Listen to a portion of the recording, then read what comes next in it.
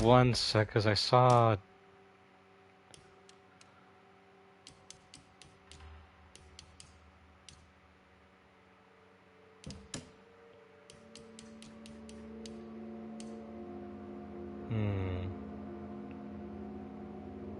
Does it not? It said it added haptic feedback. What is it going on about?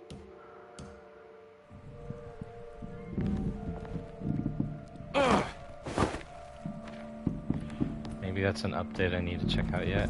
Anyways, hello. Welcome to the next episode of Alone in the Dark. The last one, a lot happened. We found the contract in Egypt of Jeremy with the Dark Man, with some vague implications that Dr. Gray may be involved. The tree in the garden spoke to us, and it seems like the remaining residents of the hospital are gonna sacrifice Grace to something. The goat without horns.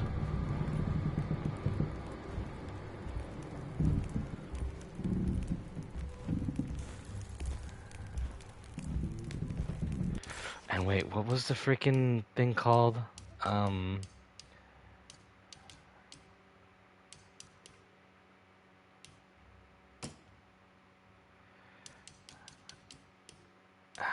Let me see.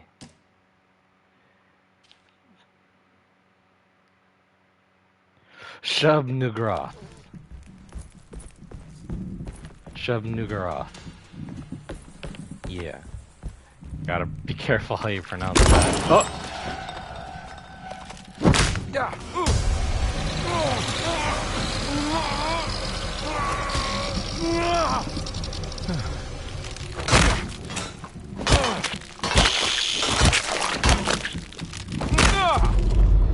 What the fuck?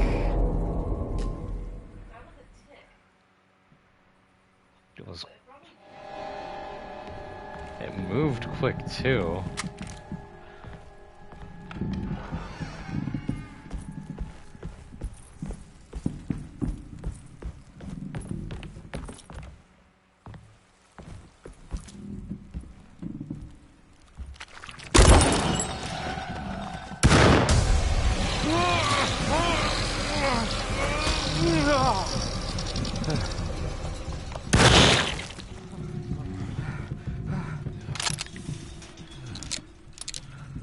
Wasted a shell killing that thing.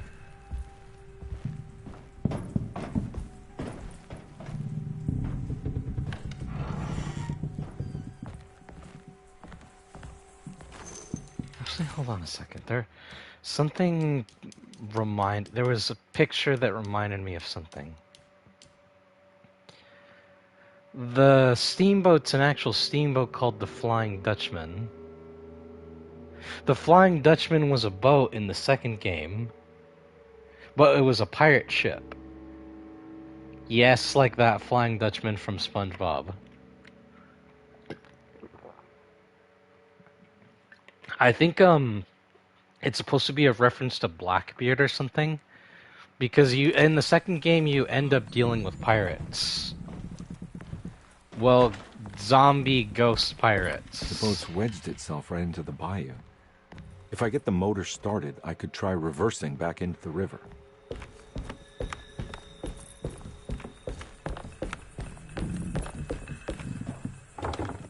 Locked.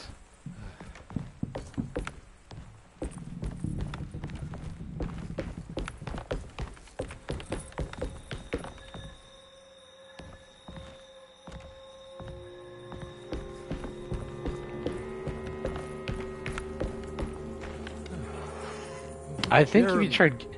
Where are you? Broken compass. Forbidden knowledge vagabonds.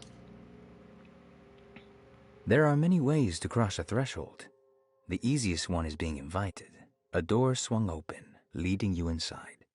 Another is sleep, hypnosis, or even sudden fright. There are those who fold spaces that challenge Mobius, or jump through angles that defy Euclid. If you learn to properly use your talisman, you could go anywhere. You wouldn't even need to rely on the fluttering wings of the shrieking Byakhees. Byakhees?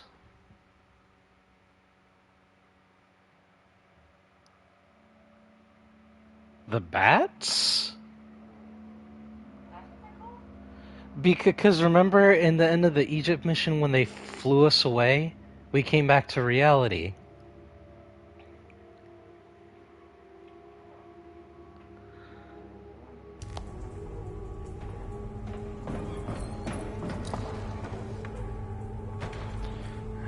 Damn. Fucking...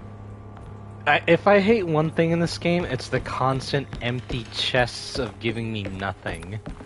It's like, oh, I think I'm gonna get something like ammo or health, but no, I get nothing. Fucking cock-teasing bullshit.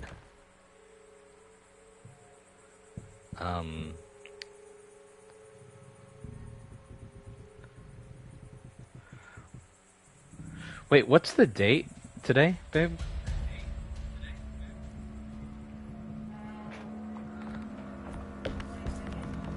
The 26th is when the Knuckles show's coming out. So today's... I just remembered, so what? So let's see, that today's Monday, so...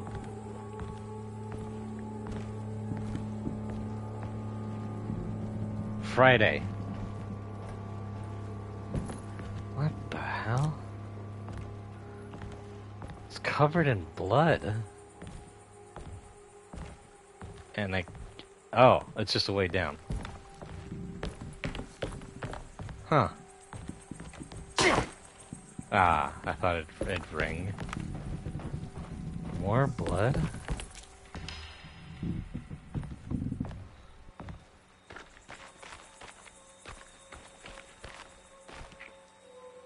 Oh, it's an elevator.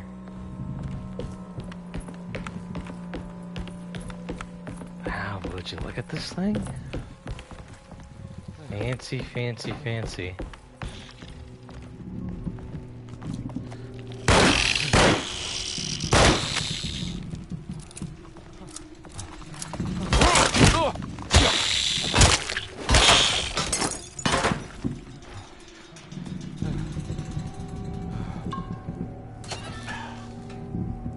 Fuck you too, game.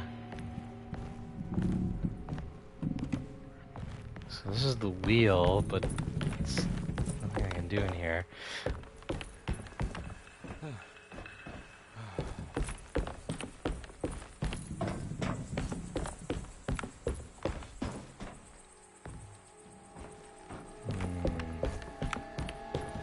Further down.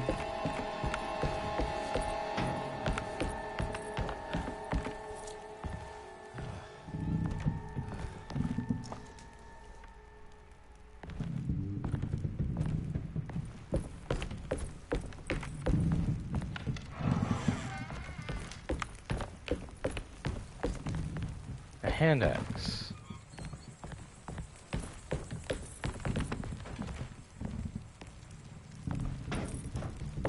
Looks pretty weak. I just need something to break it. I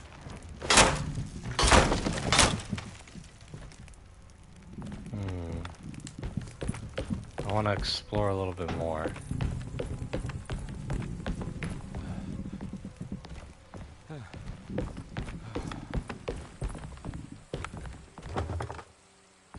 Barricaded.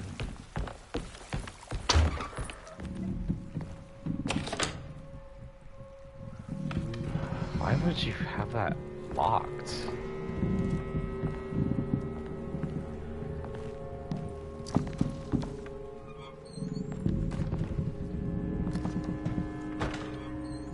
Damn, that's really cool, game. Fucking 3 chests with bullshit in it.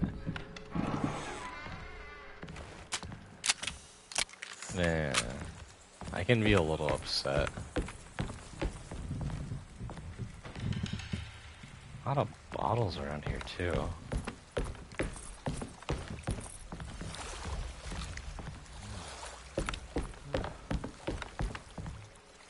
Alright, so now I'll just go towards the broken area.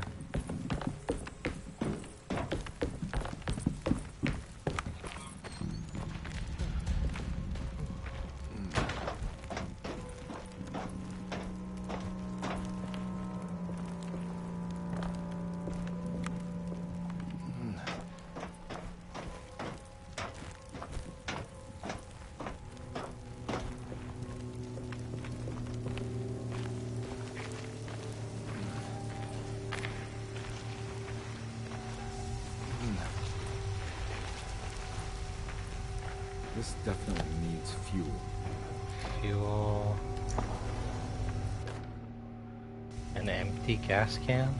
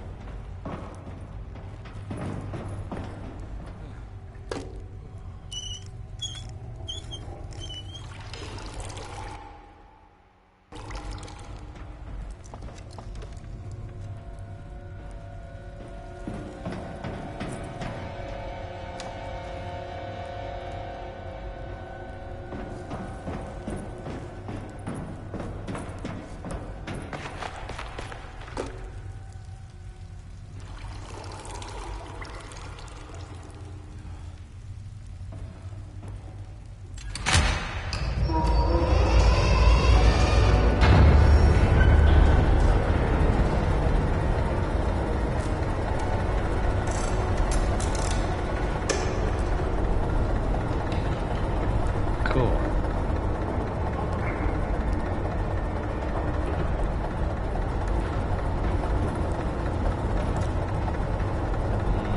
Do I go back the way I came?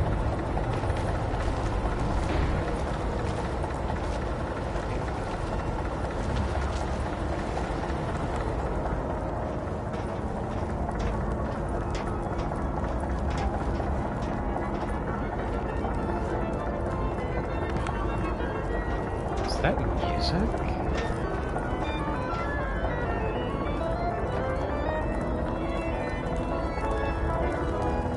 Oh God. Oh no.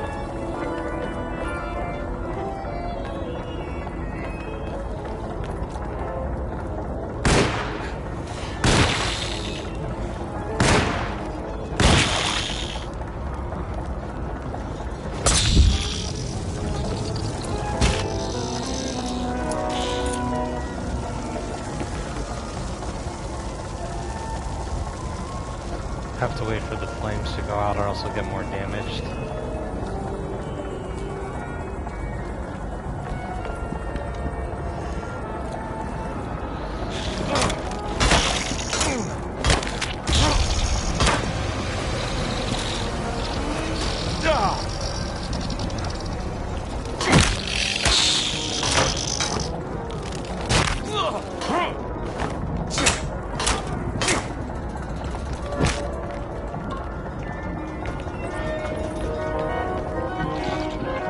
I think I'm just gonna go for it and see if that works. I went to the wrong side. Oh God.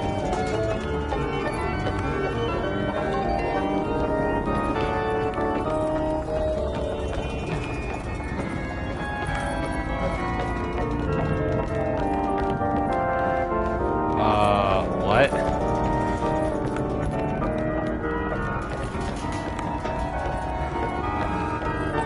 Maybe down here?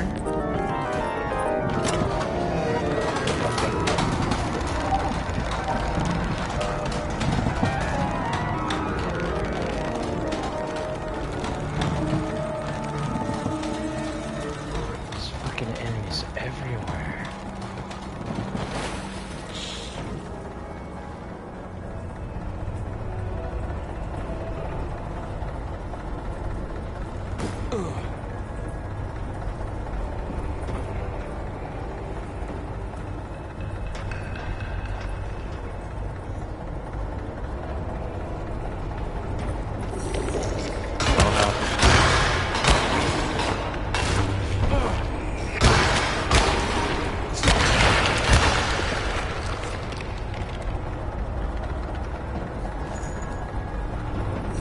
now you give me something, game.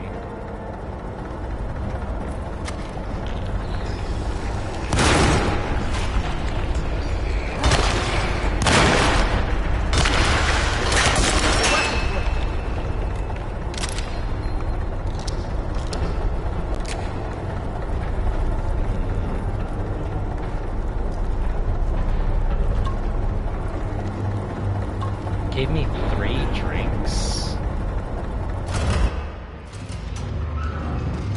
Whoa!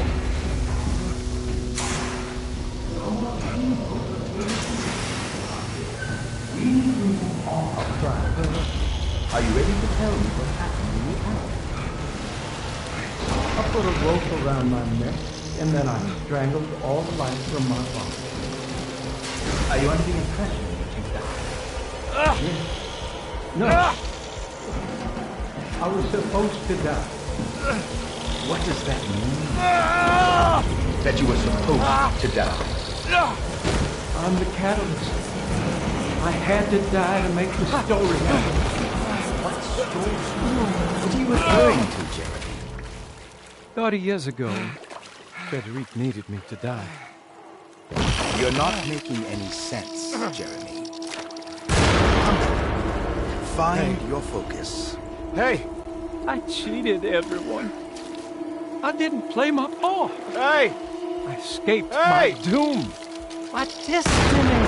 Again, find Hey! your focus. Hey, I'm right here. What the hell is going on? Oh, everything is wrong. Nothing is in Hey! place. I'm right here! Calm down, Mr. Conby. What do you want? Were you not talking to Jeremy right now? I haven't seen Jeremy all day. Are you all right, Detective? No. Actually, I don't think so. Well, maybe. I'm gonna go look for Jeremy. Good. Let me know if you find him. Huh.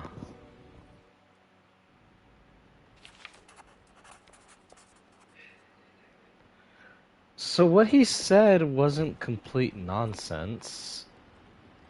In the original game, Jeremy's already dead. And Carnby and Jeremy's niece go to the house just to pick up a piano that just so happens to have his will.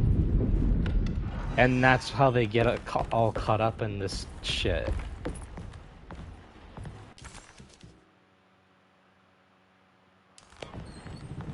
So it's not complete nonsense. I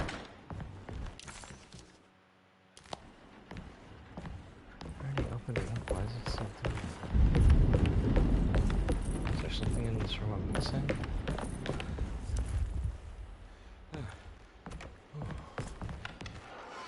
Whatever.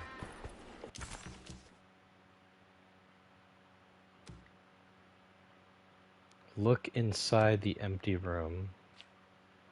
That's upstairs or downstairs? Upstairs.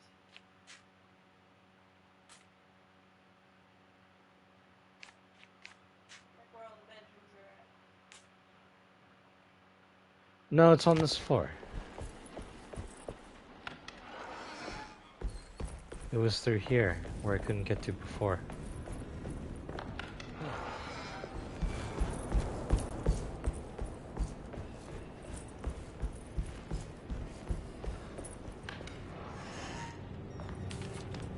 What the hell? This is my room.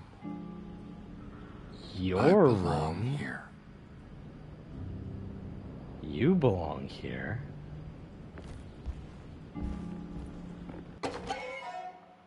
Ashes of Indigo. Unspeakable cults. Derceto stands on a breeding ground for the grotesque. A temple devoted to rebellious growth. The most ugly and cancerous side of nature. You may be able to shield your psyche for a while, but rest assured your soul will come to pray to that hideous god in time. That is the story of every man and woman who gather around that ancient arbor. They all croak, bark, and bleat because their own bodies are afraid and they wish to repel the evil those words conjure. Iya! Iya! Instead of that blasphemous name, they gossip in hushed whispers the name of Derceto, Astarte, and the Black God of the Woods.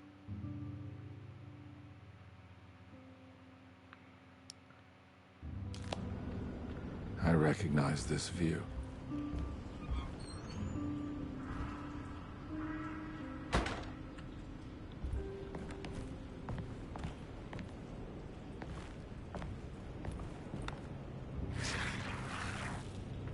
What the hell?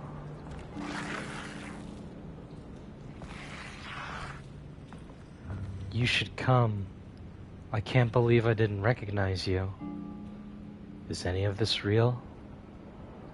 I know that number. Where's that from? I did this. You? I wrote that.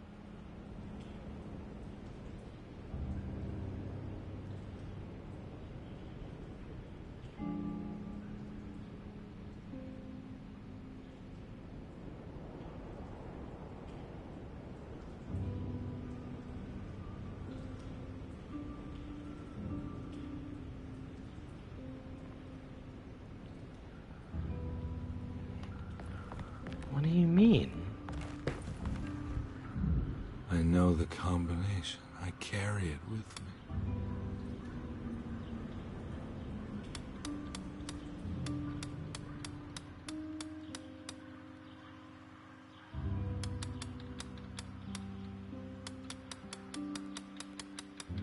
One, 2, 3, 4, 5, 6, 7, 8, 9.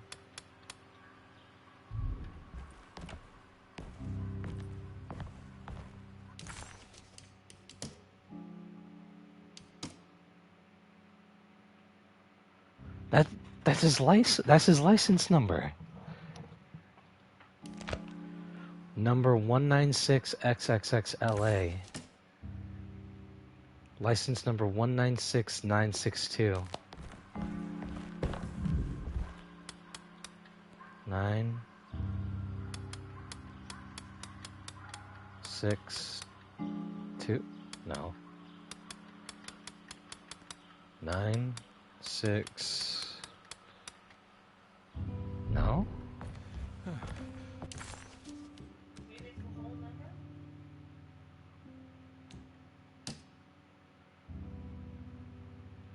196692. 1 9 6 6 9 2 no.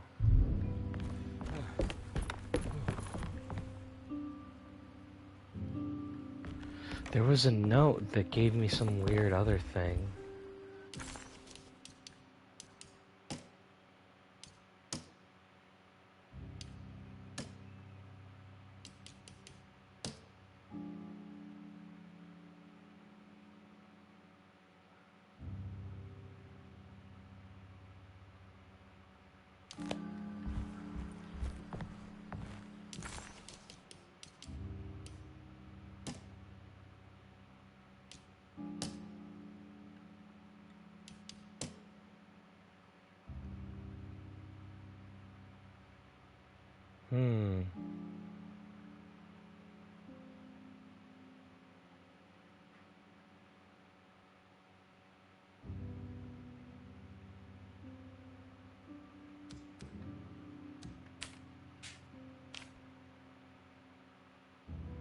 Jeremy was calling out for help, but Combi couldn't figure out where the voice was coming from.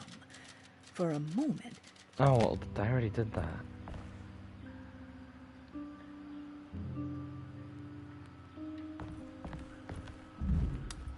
One, 9, 6, 1.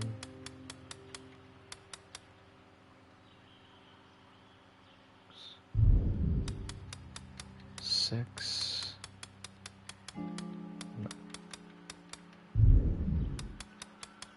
6 9 2.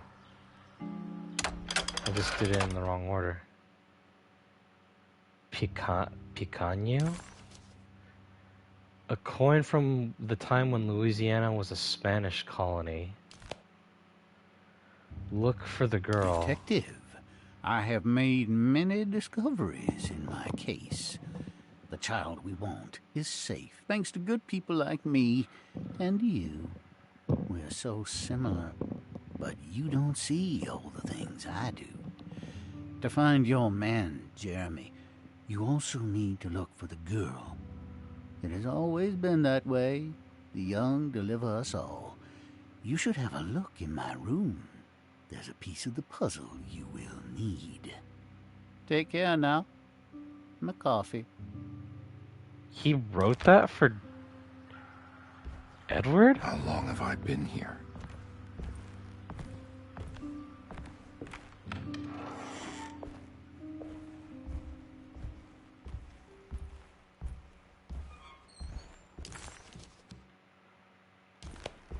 So his room is right here.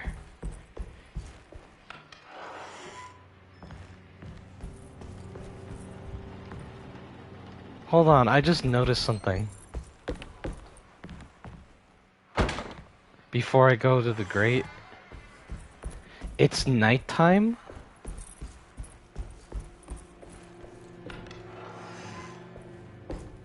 But the sun's out.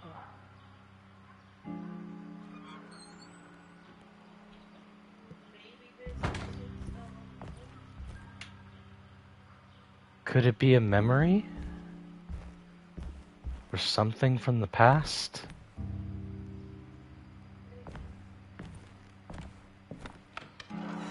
The music's nice in here too, by the way. It's getting me sleepy.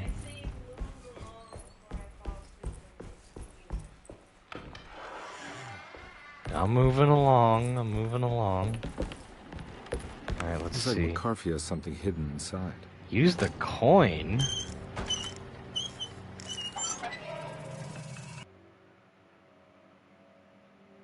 The fuck? It's the picture the girl drew of the monster? Why would McCarthy lock this up? Was he trying to keep Grace from completing his shame? If so, couldn't she have just made another drawing? Oh crap. What the hell happened in here? And the bayou again?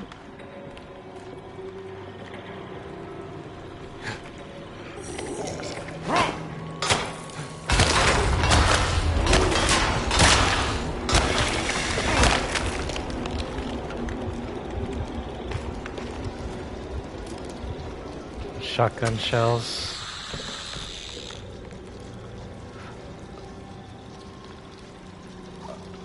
Oh, you know what this is? This is from the prologue demo. When we were playing as a little girl.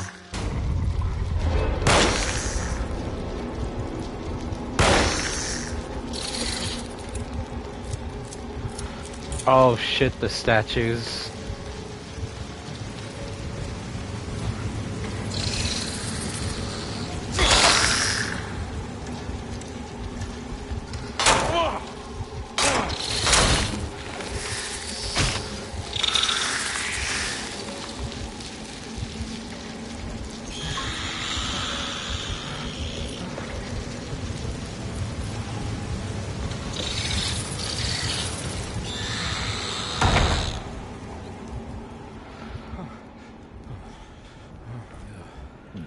Fucking hell, dude.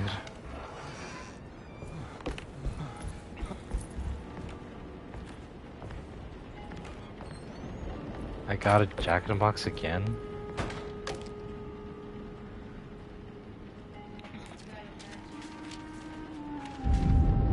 This shouldn't be as hard as last time. This is just matching up so everything lines up together.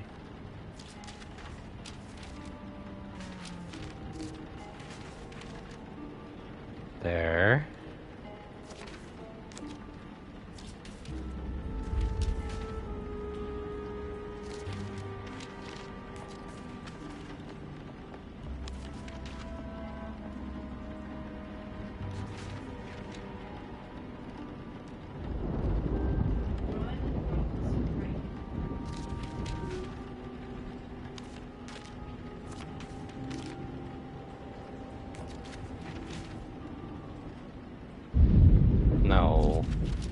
not this one.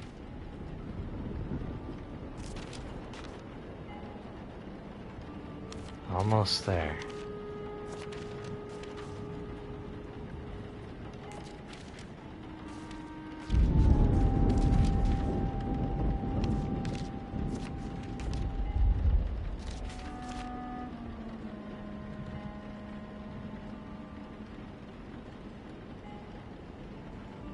Isn't this right?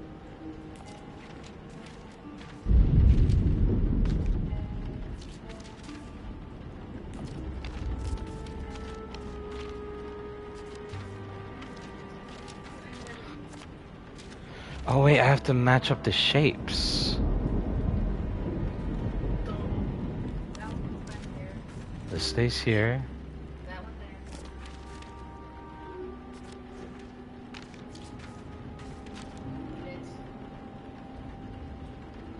Switch these together, maybe? No, this is right, you're right.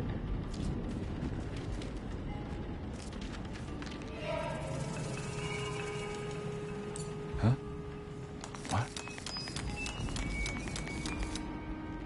It's doing it on its own.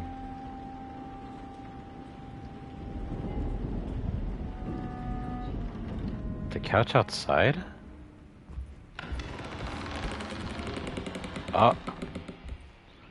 Oh, what is this? Huh? But what kind of place is this supposed to be? This looks familiar. This is his Oh, my freaking back is place. gone. Jeremy's never been here.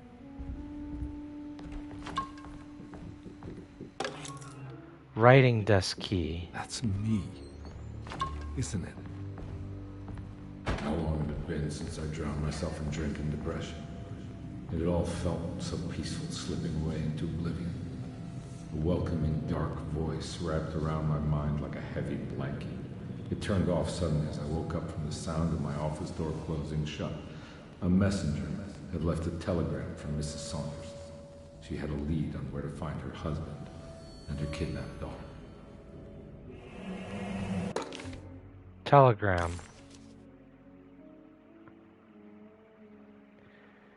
Gabriella Saunders, December 25th, 1928. My husband has returned to steal one of our most valuable paintings. I'm sure he means to sell it. If you hurry, I'm sure you can track him down. Gabriella Saunders.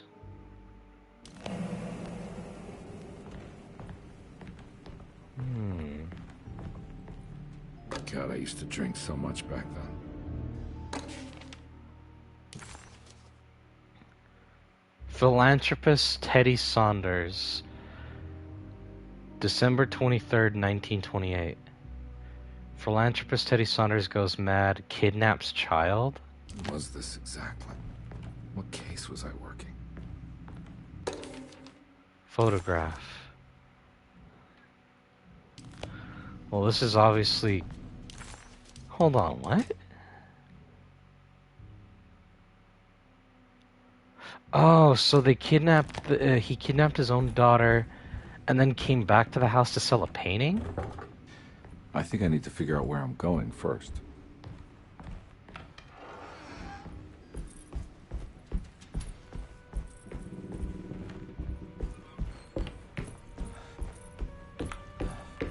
Nothing in here.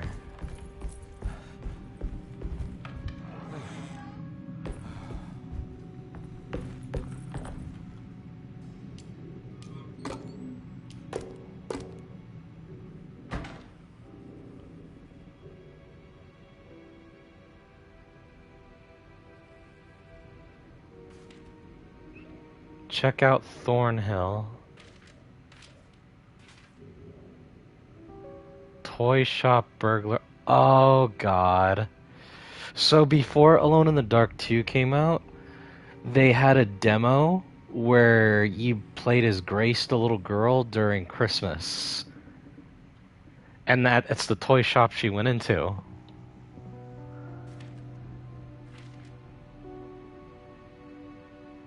Basin Street Portraits.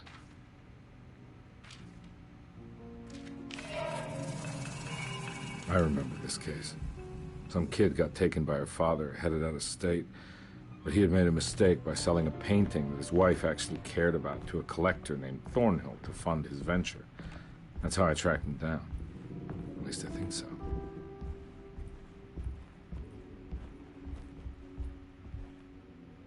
It's the steamboat, but it crashed into the bayou.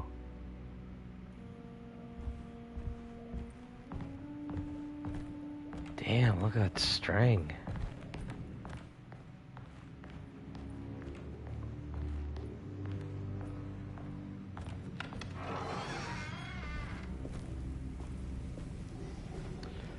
We're back in the French Quarter.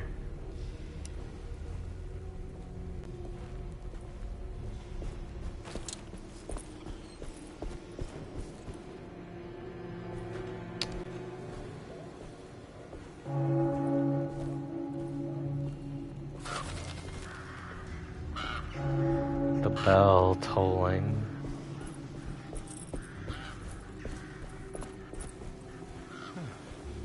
Thornhills. Thornhill wasn't a bad man, but he had principles keeping him from handing out information about his deals. So he needed some convincing.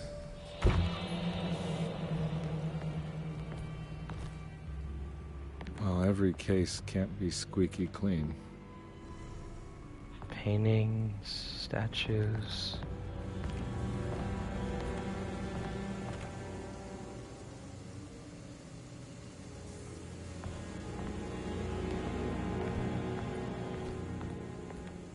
Ooh. What do you think of this one? What do you think it's supposed to be? It kind of looks like a portal. Or maybe a candle in the darkness.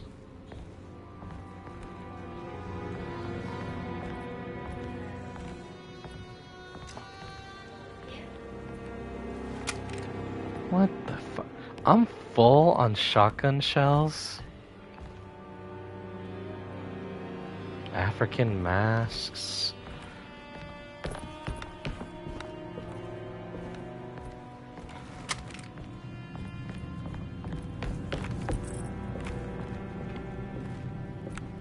More pictures.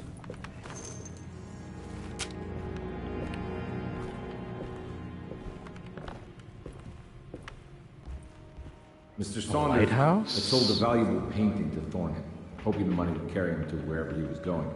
The painting, now leaning on an easel in Thornhill's bedroom, had a certain mesmerizing gloom that seemed to call out to me, telling me I was needed for something important. I felt myself falling into the painting, only being brought back by Thornhill, thrusting an address to a Hotel St. George into my hand, and asking me to get the hell out. Would this count as a landscape painting? I don't remember this at all, but I can't say it didn't happen. Oh. Fucking hell.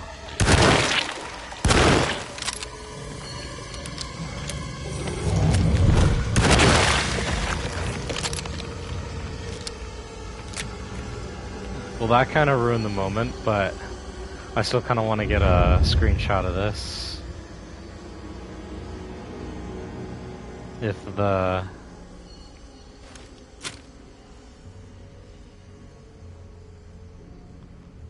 I'll send you that a little later.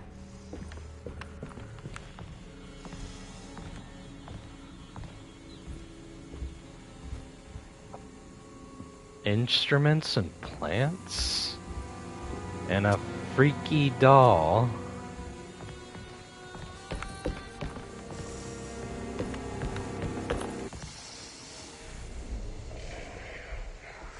Oh God.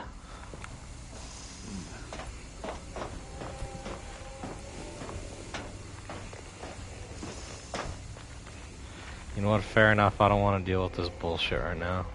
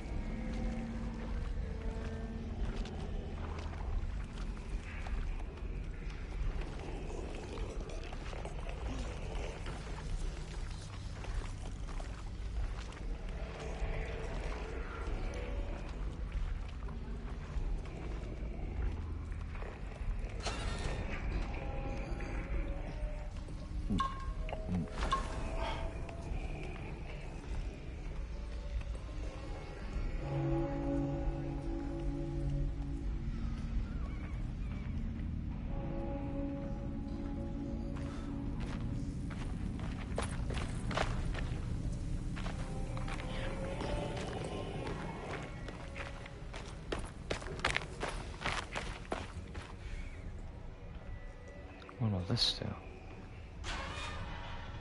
Oh, thank God.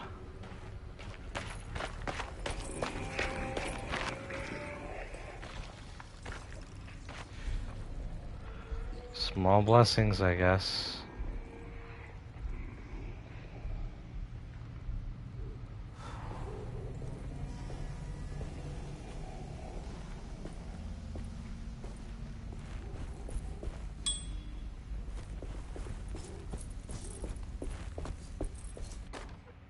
Candlestick? That certainly is an interesting choice for a weapon.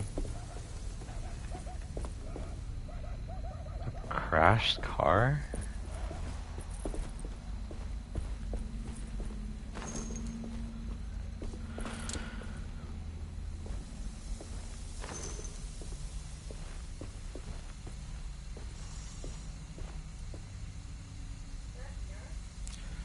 This is the painting Jeremy had in his room.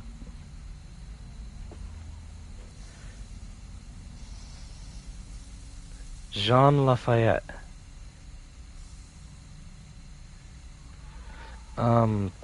I think it's supposed to be the guy who helped in the American Revolution. On my way to the hotel, the Morton gang caught up. I owed them money, a lot of it. I can't remember what for. Probably some dumb gambling debt growing in size for each payment missed. I punched one of them out, and I sent the others packing. It was a stupid move. They'd be back. They'd be great lawyers.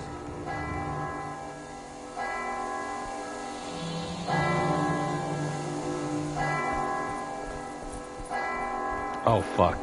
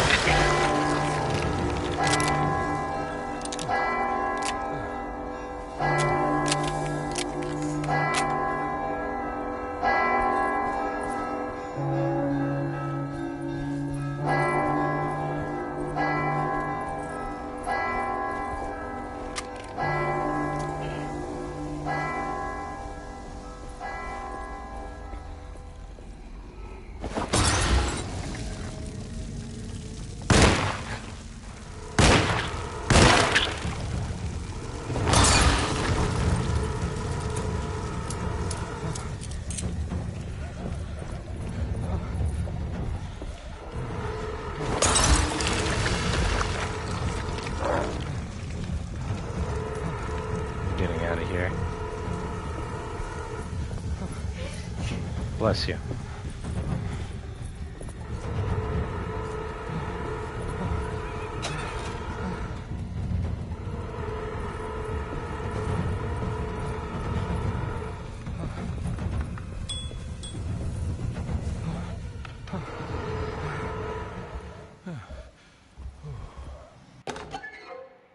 Curious napkin? All the world's a stage.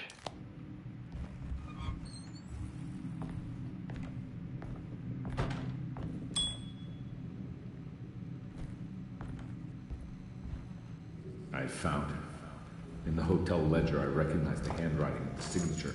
Ted Stryker. It was him. I could feel it. It was the kidnapper I was hunting. I put on my knuckles and hurried up to his room.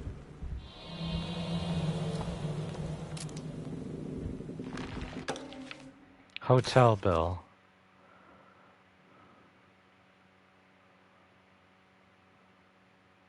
Single room, dinner, and a telegram. Something about that name, Ted Stryker, rings a bell. Feels vaguely familiar.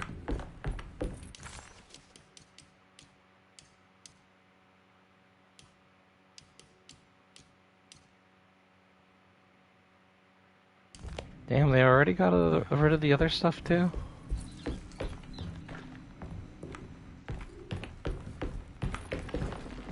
Oh shit, yeah, what room was he in? 301.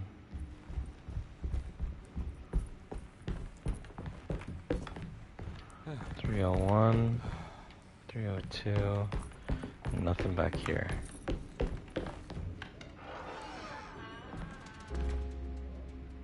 I recognize this room, but I didn't catch up with them here.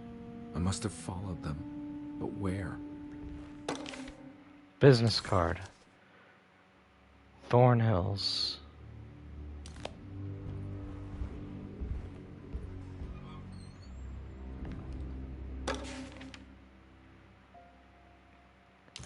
DeWitt boarding school?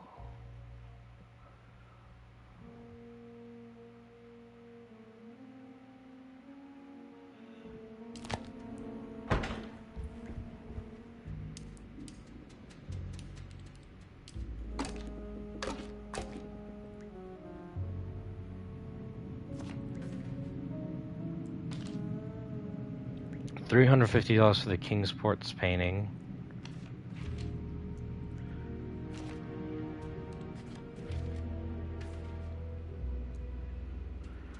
Derceto Sanatorium.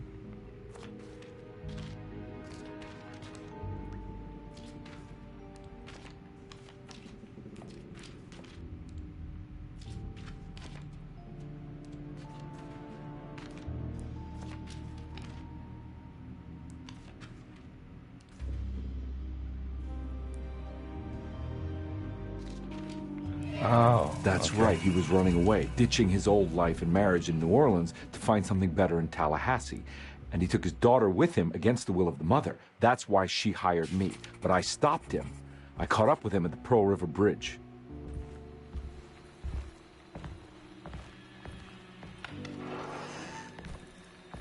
Pearl River. This is where I caught up with him. This is what the Dark Man wanted me to revisit. But I'm still not seeing it. What am I forgetting?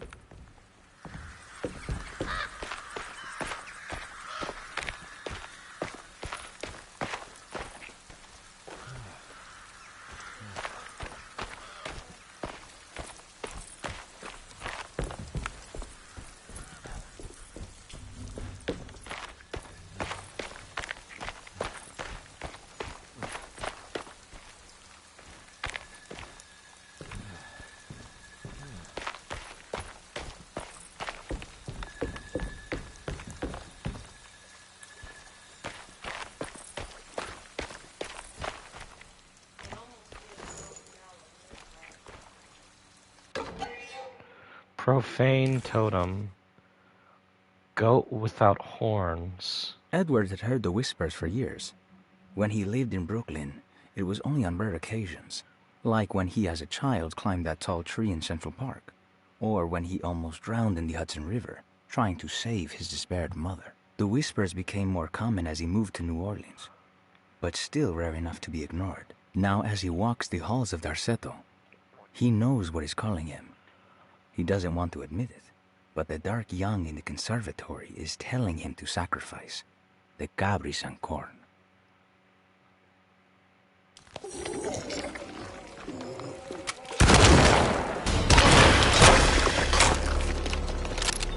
So he's heard whispers for all his life, and the whispers in the conservatory from the tree is telling him to sacrifice the girl.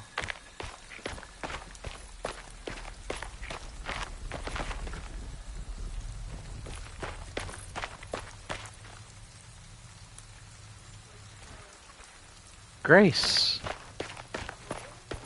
Yeah.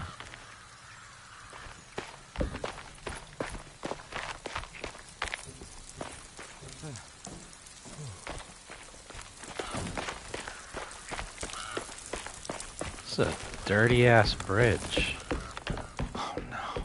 It was her all along.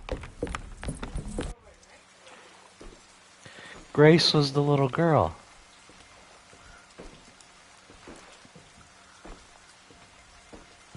He knows her because he killed her father. Probably. I can't believe I didn't recognize you. I looked a little different back then, I suppose. Was any of this real? How do you mean? This day, just... so much is happening. I can't... I think I've lost my head. Do you need me to apologize? I mean... I am sorry. I don't think I need to begin to explain. You're just a kid, Grace. I'm really sorry. I didn't mean for it to happen. Lies. More lies. No, really. I thought I was being a good guy by handing you over to your mother. I didn't know. I couldn't have known that she wouldn't care about you. I don't know how this works. What is this for? Some form of admission of guilt. Maybe acceptance. It's what the Dark Man wants. I guess we just watched my father die again then. You think he's alive? I know he is. He's down there, scared that he won't be able to get out. That he will drown with his daughter again. What are you saying? We gotta save him. We? Do it yourself. I'm down there with him, remember?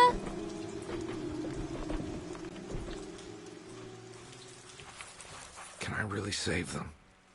This all happened so long ago. I have to find a way to get down there. I have to see it with my own eyes. There must be a way to save you both, right? Why else would I be here? Maybe the Dark Man just likes it when you suffer.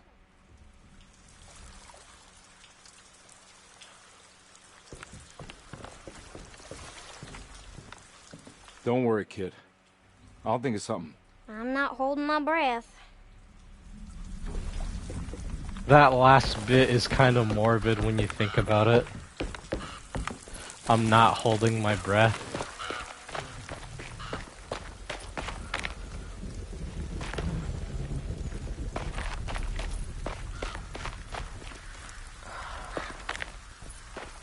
It says find a way to raise the bridge. Why raise the bridge?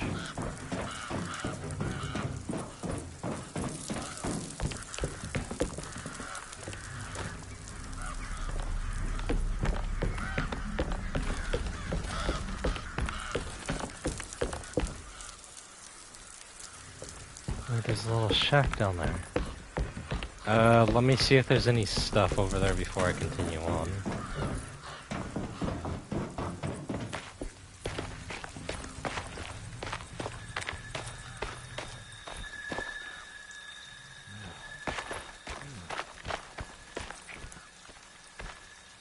Nothing.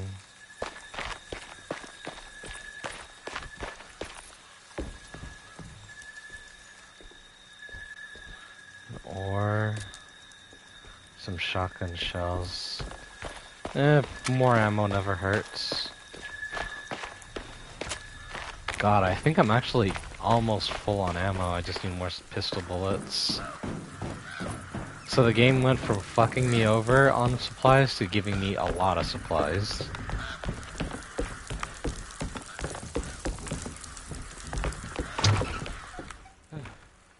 This must be where the bridge is operated.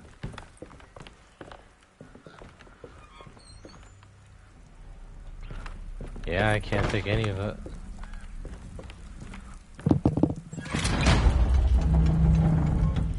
Nothing's happening.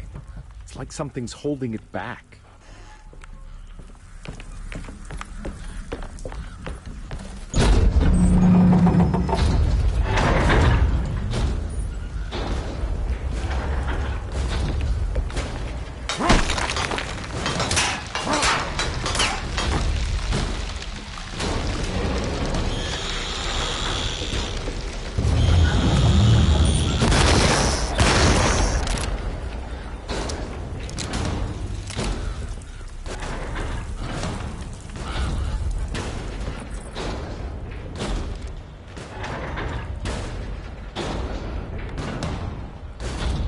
Oh god, don't tell me I'm caught.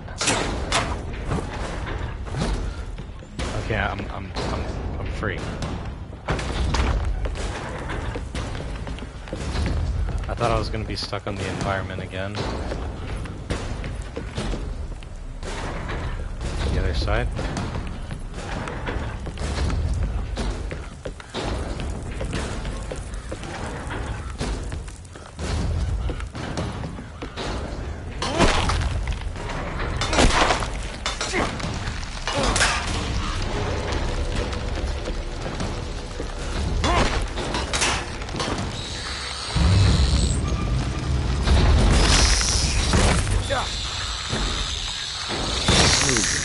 I should be able to.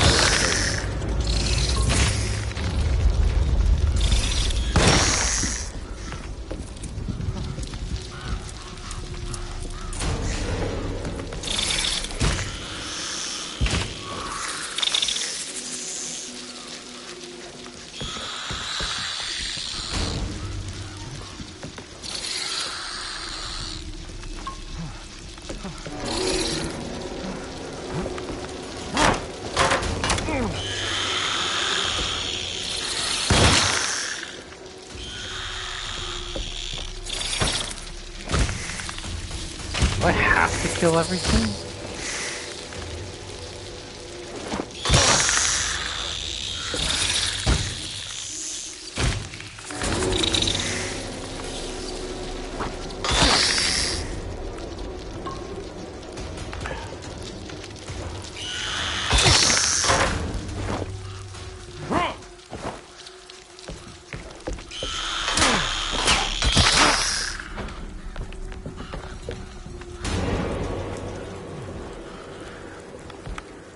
Okay, now.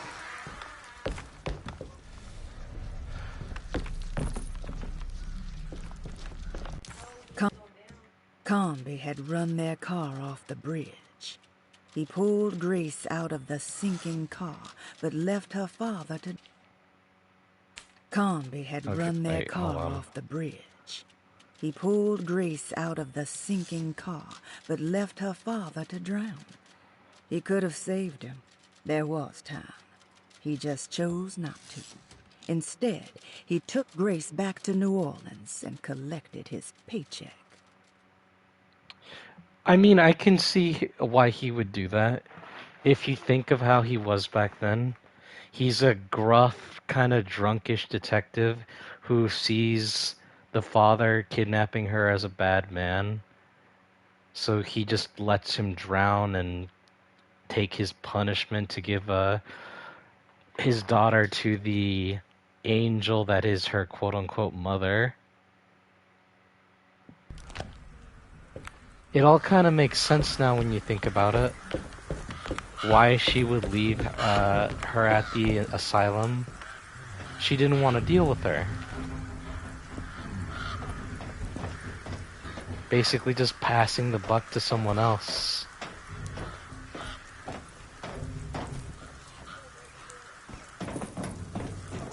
Yeah.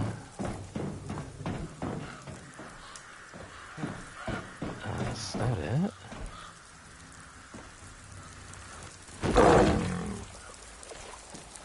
What the fuck? Oh, the goddamn mud monsters.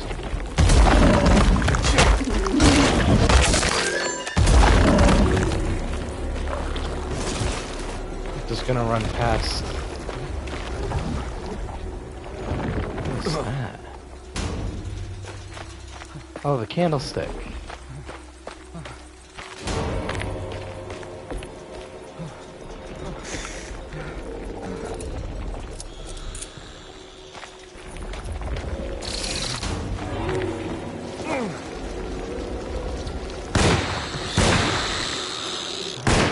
What the hell? Oh yeah. That was bullshit of you, game.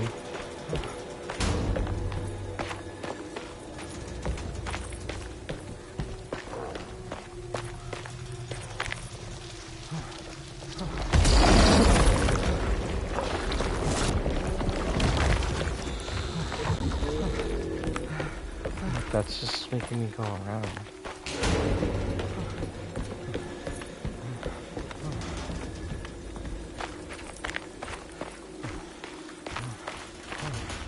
This is where I got the supplies.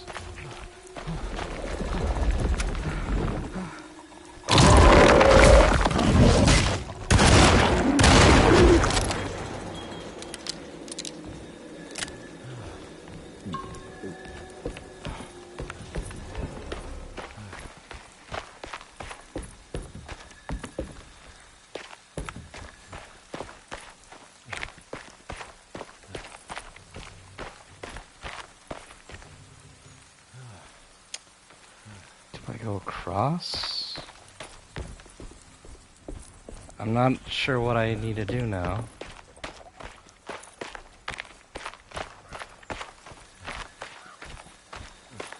Oh no, there's a... Get in a boat?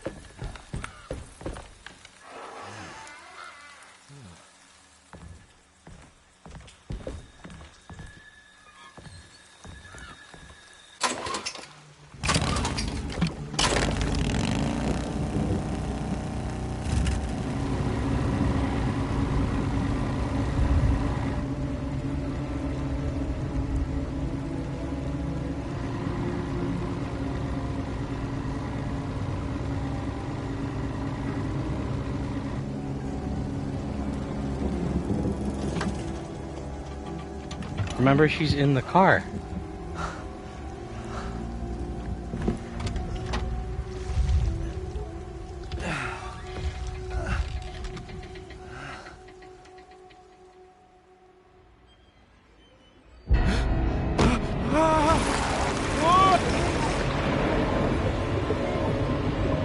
Emily? She was in the car too. It was Emily because she had the thing on her back. See? Oh my God, Carnby. Are you okay? Don't leave me alone. What the hell have you been doing? What's going on here? Look at this mess! I'm sorry, Mrs. Thompson. Don't make me kick you out of this house. Now get out!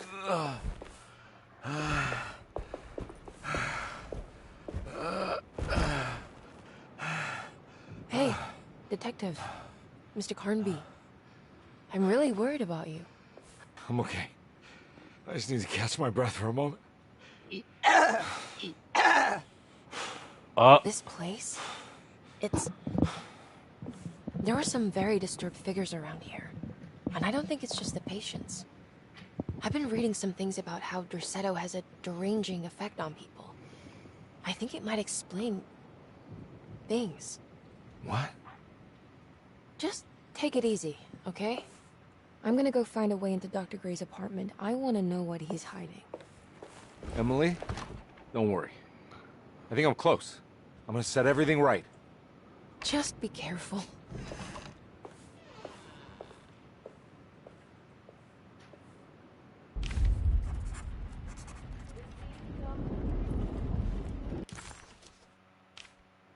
Carnby had run their car off.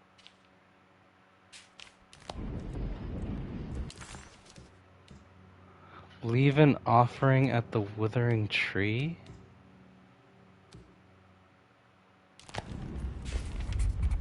Pay Dr. Gray a visit in his apartment. Carnby had run. It was the empty room.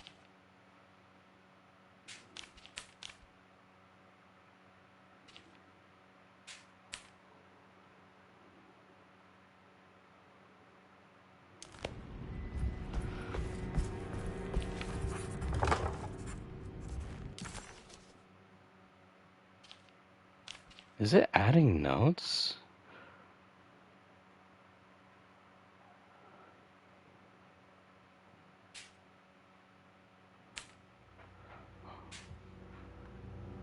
The steamboat was a hideaway that Jeremy had built over the dark man.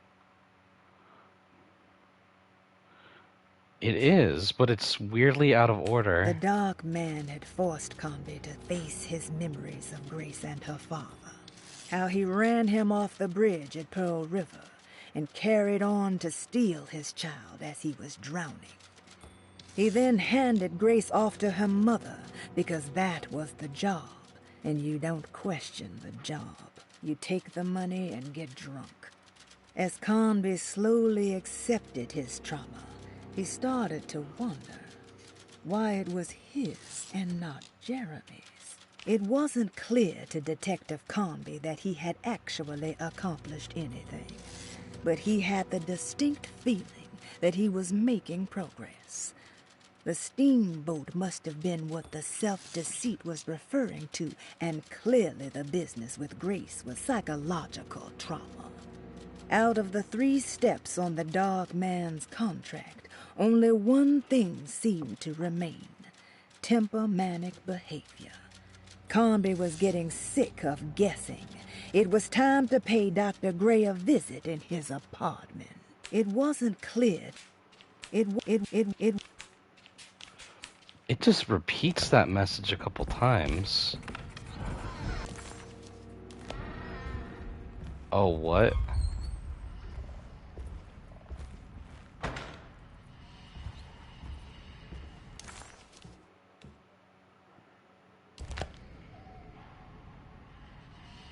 I'm vaguely curious about something. Where's the room?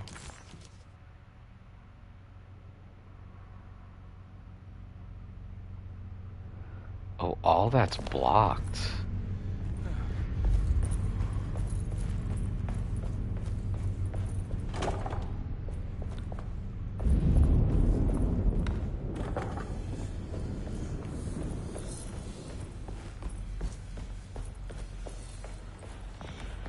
Because one of the objectives is make an offering to the tree.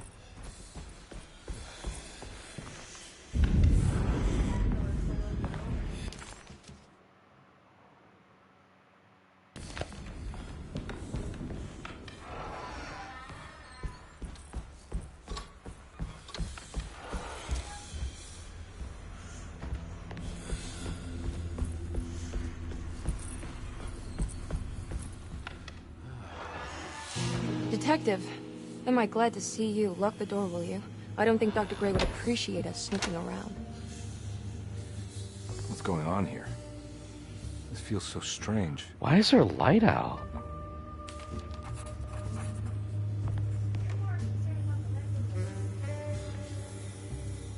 The past as a present. Detective Conby felt removed from himself. Like driving drunk, he carefully tried to navigate his environment. What the hell was going on? Was he finally losing his mind? At least Emily was here to call the police if he went off the deep end. No, but they changed the perspective. Like this is how the original game was. So they just changed how the game is. There's a book missing. Book missing. False book. Myth of the Golden Fleece. Have you found anything? What? Yeah. Yeah, I've seen some things. Yeah. Okay. Let me know if there is anything you want to It talk was, about. If I'm right, it was something given to Perseus?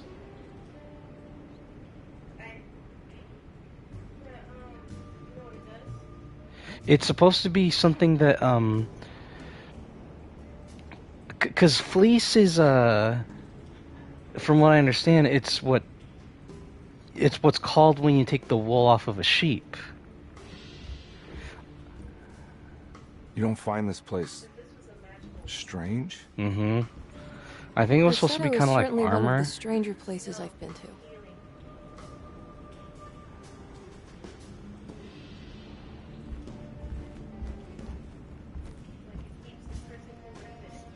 This room feels too real.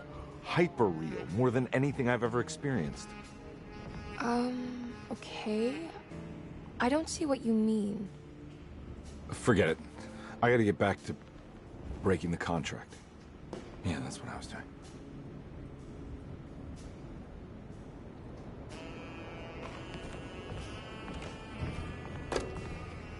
false book.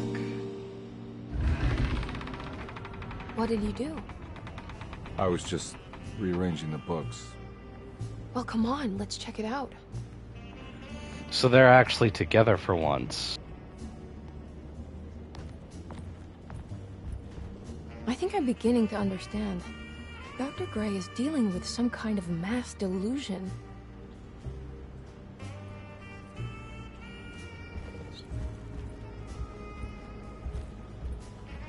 Something in the closet.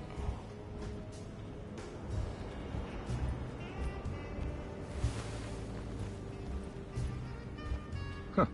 Has that been there this whole time?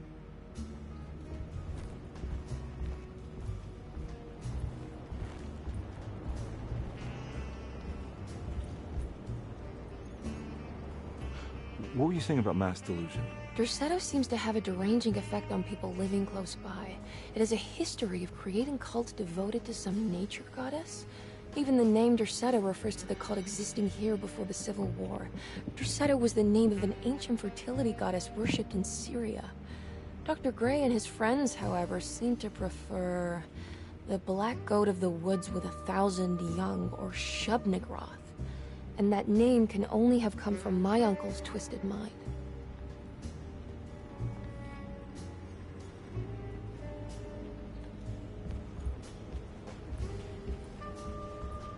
You think all of them are in this cult business?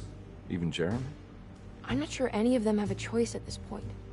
We just need to find a way to stop all of this.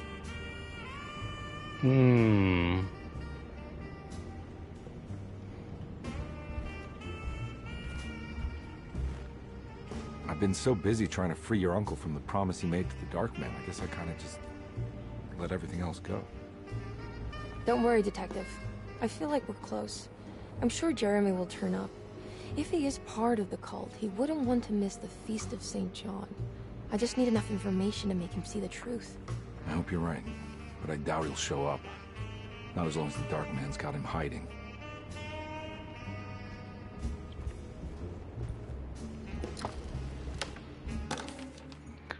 First meeting transcript. Good to finally meet you, Mr. Hartwood.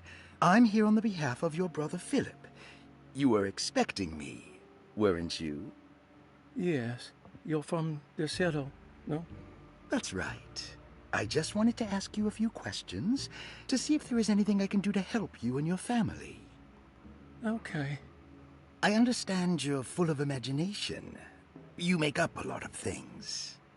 I suppose. And you obsess over them, blurring reality and fiction. Sometimes. Do you want to tell me about the Dark Man? No. No, I don't. That's all right. Perhaps there is something else you can tell me.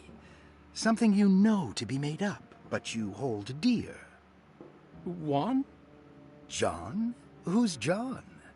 No. Juan Luis Jorge. Oh, wait there a moment. Here, take a look. Is he... Oh, he is the author. It's a magnificent book.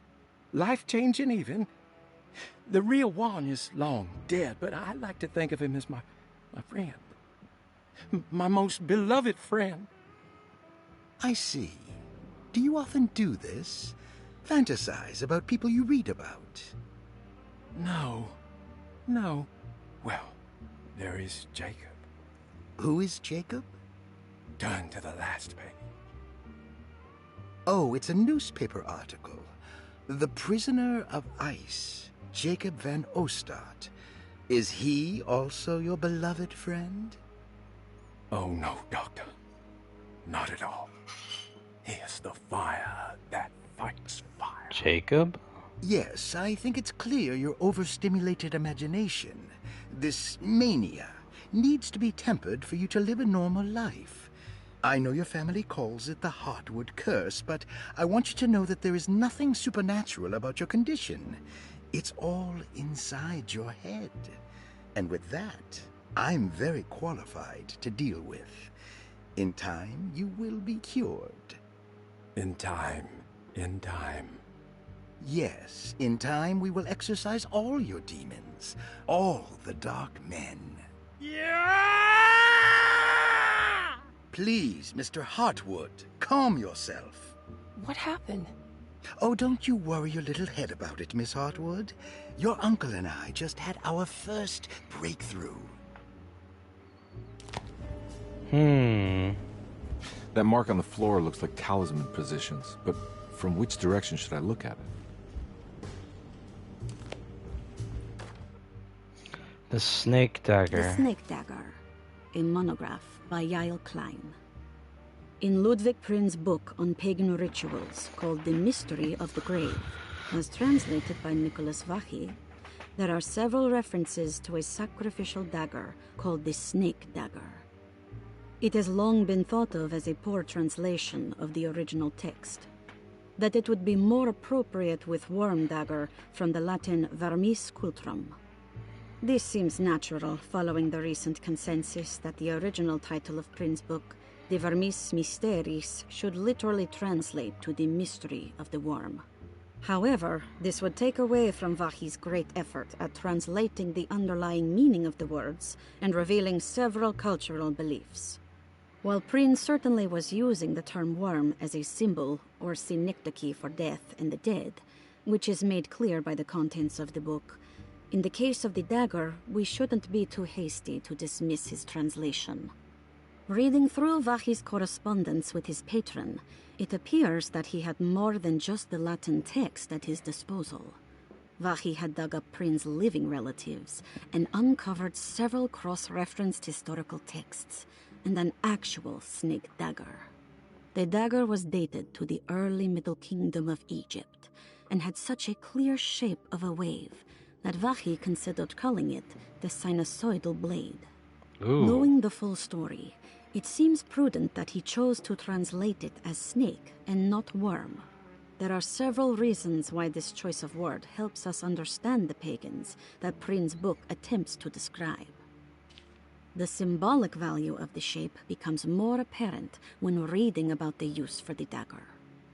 In the passage of possession and exorcism, we find the snake dagger poisons the poisoner within the victim and is therefore pacified. Where the literal text would tell us that the worm dagger trumps the demon possessing the victim, it tells us nothing of their reasoning, only that somehow this dagger wins against the demon, like it had the better hand in poker. Vachy's translation allows us to follow the underlying logic to the ritual magic that is being performed. Poison the poisoner sounds like fighting fire with fire. But to hurt the demon possessing its victim, the priests would have to fight back with a power that is known to the evil they are fighting. The snake dagger is therefore not only a good way to describe its form, but it also helps us understand how it could be thought of as a useful tool for exorcism. Finally, it also helps us understand their relationship to lunacy, that it was thought of as something poisoning the mind rather than controlling it. What is also interesting to note is that the possessed are always considered poisoned in their head and not their heart. The snake dagger always went to the eye of the possessed, leaving them partially blind, if they had the good luck to survive. Blind?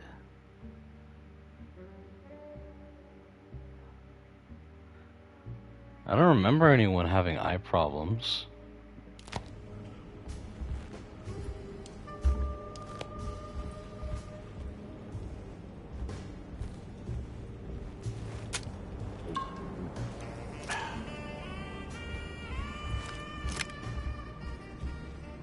Oh, I drank some healing that I didn't need.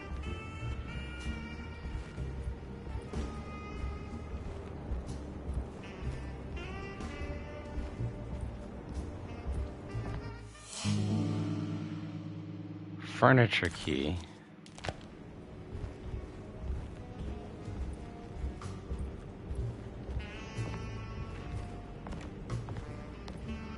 What is that?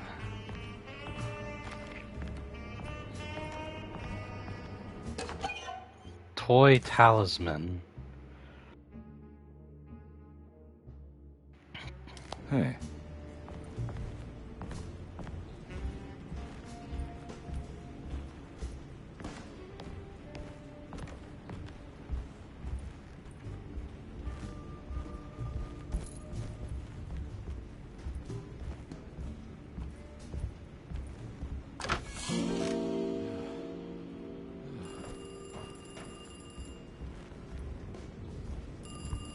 There's nothing in there.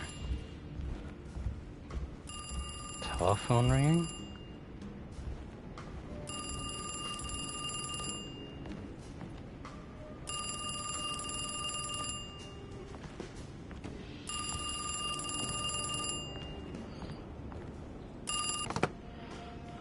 Hello? Detective Carnby? Who is this? Jeremy? Jeremy is with the Dark Man. You can't save him. Well, I've done everything he wanted so far, and there's just one more thing on the list. I expect him to keep his promise and return Jeremy unharmed. Get out, Detective. While you still can.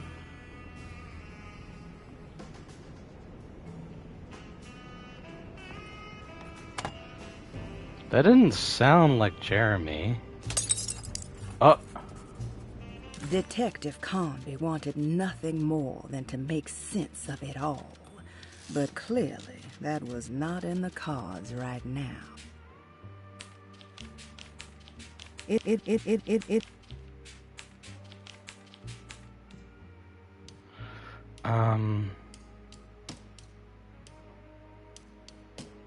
was something...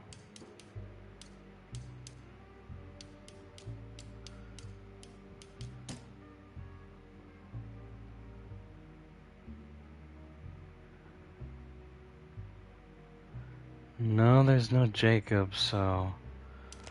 Must be a different character.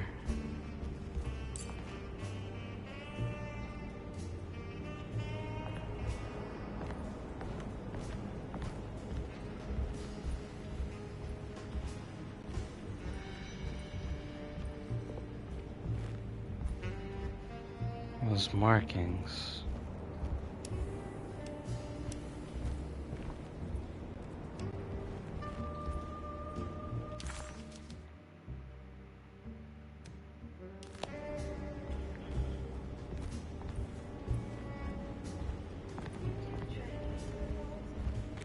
It makes me put in numbers, but there wasn't any numbers I could think of.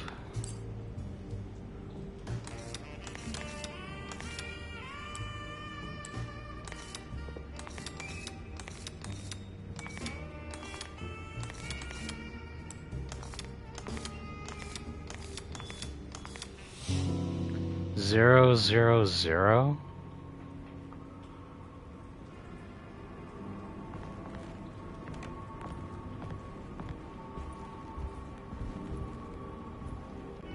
You okay?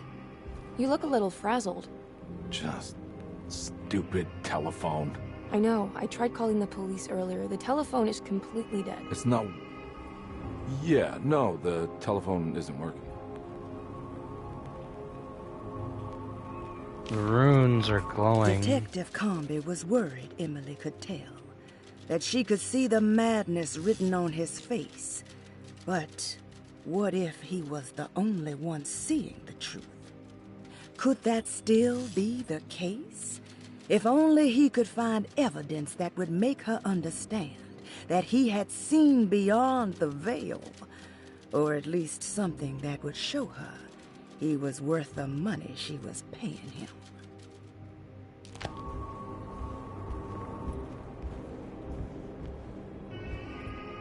Miss Hartwood, I think you're gonna want to see this. Is there something in the closet? Yeah, there is. You don't see the very obvious gate leading to whatever Jeremy's madness is serving up next? I don't understand. Are you making some kind of fashion metaphor? I'm sorry, I don't have time for this. Can you just tell me what you're doing? You don't see this. It's fine. It's fine. Catch you later. Are you going inside the closet? Yeah. You got a problem with that? No. Do what you think is right, Detective. Sorry, I didn't mean to. Goodbye, Miss Hartwood.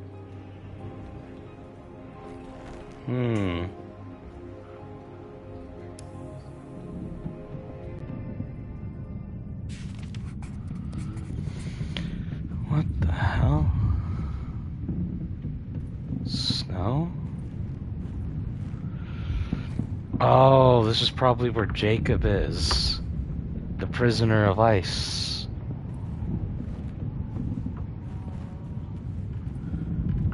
It's all leading to something.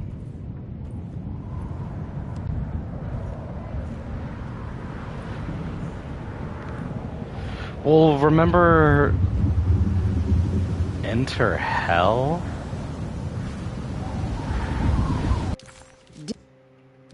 Disheartened by his failure to make Emily understand what he was doing, Detective Conby actually felt better seeing the frozen hell before him.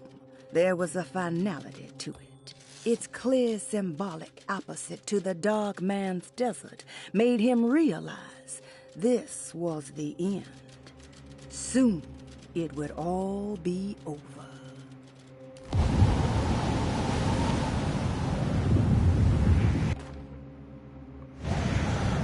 Well, I mean, it kind of makes sense if you think about it a little bit. Flare gun.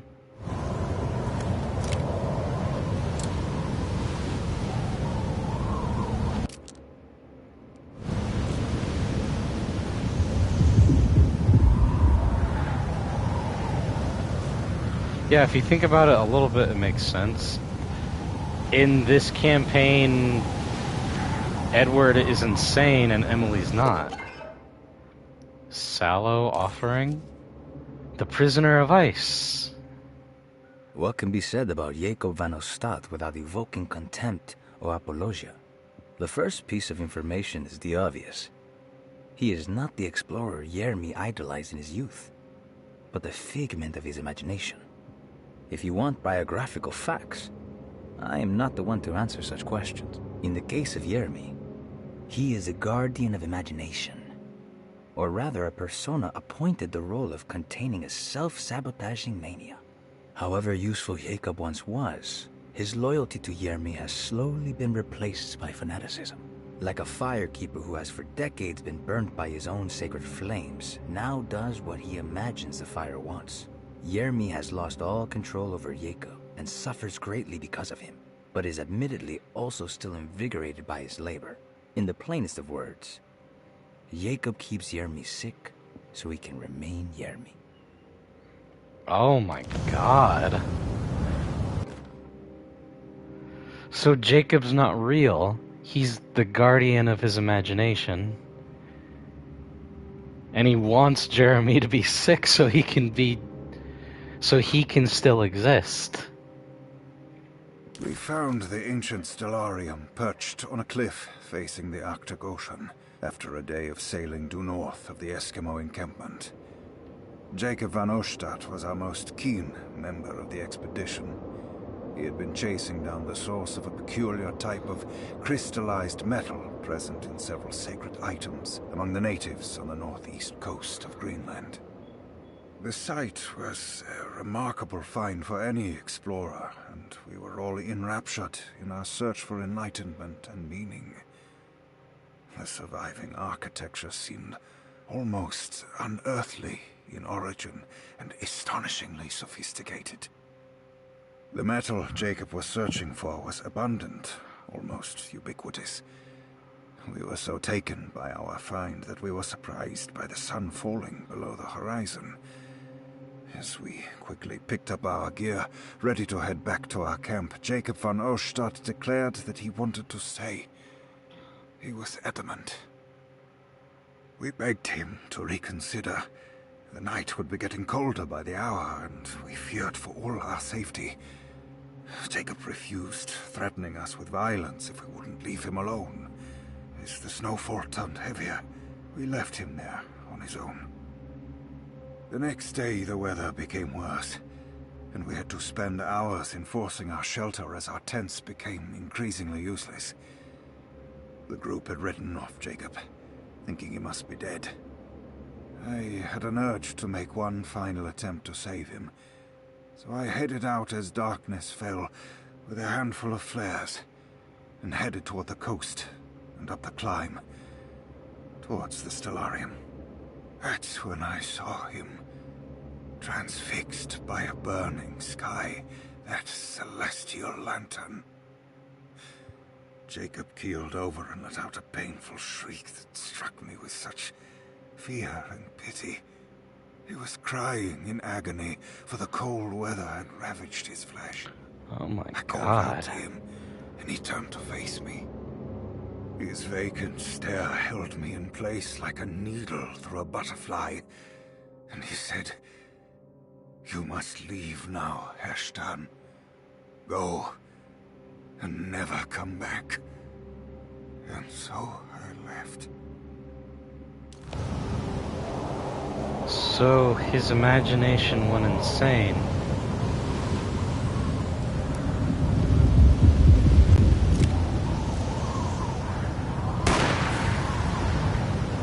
Oh, what?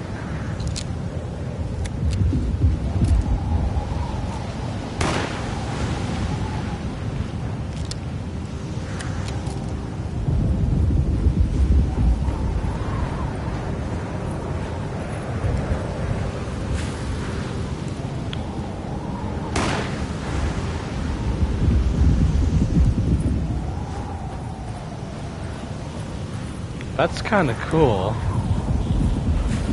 Keep going.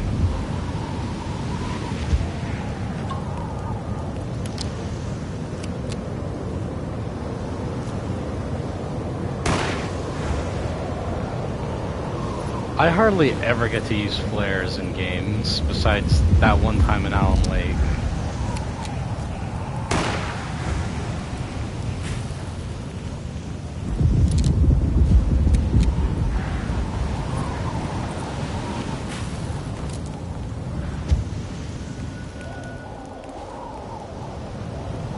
Oh shit. The light went out. So I have to commit.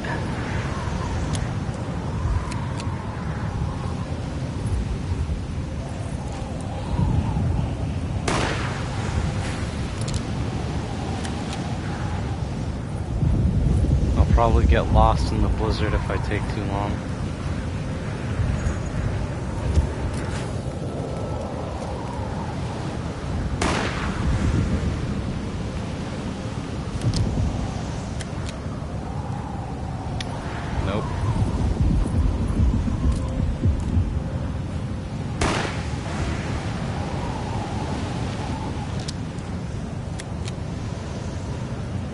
Oh no, I have to go up.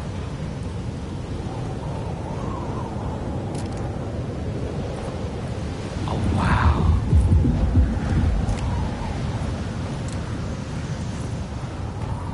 Well, he did say this expedition was in Greenland.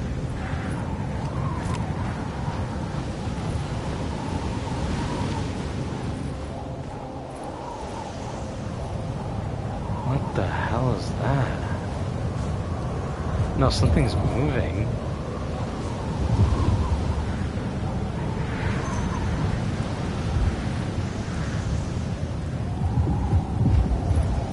Sphere?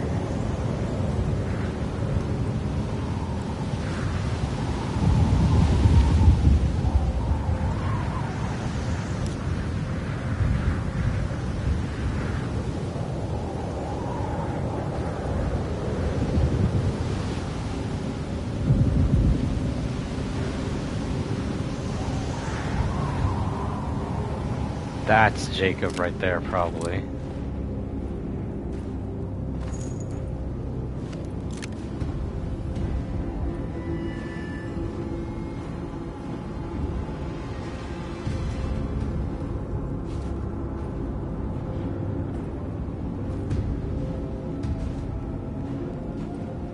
Hey, you!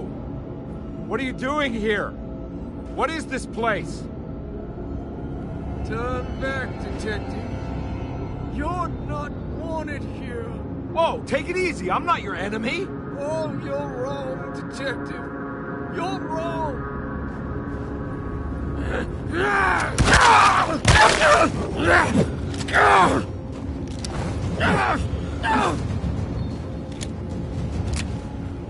Oh shit, where'd he go? Fuck!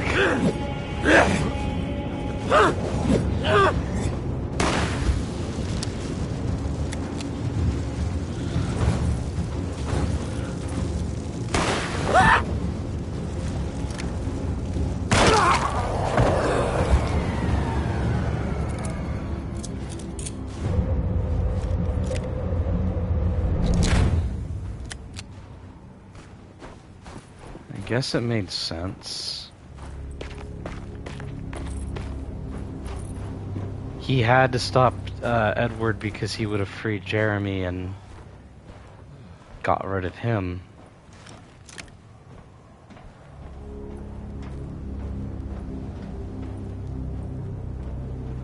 Align the stars.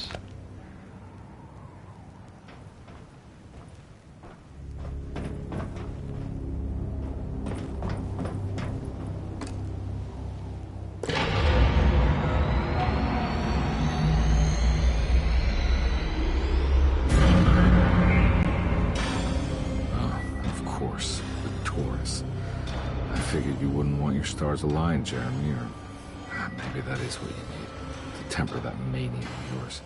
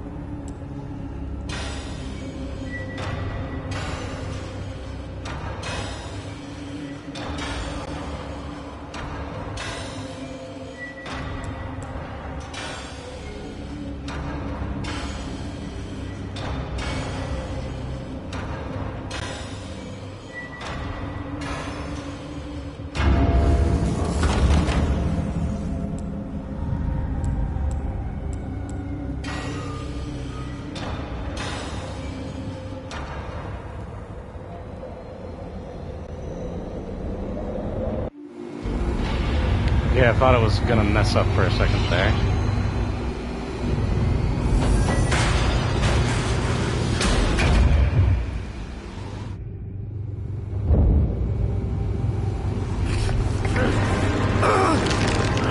Oh, what the hell?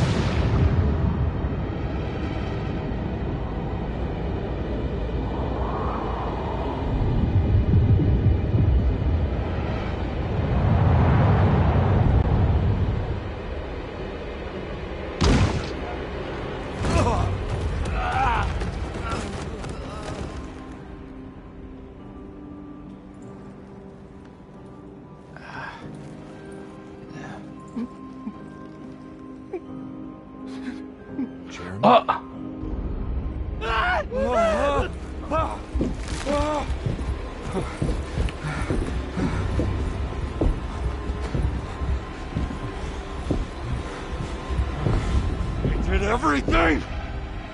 Aren't you happy? Stupid charlatan! What more do you want from me?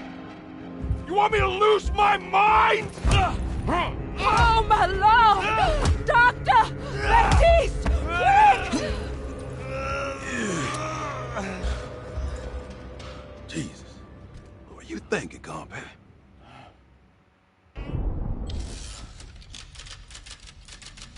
Chapter 5.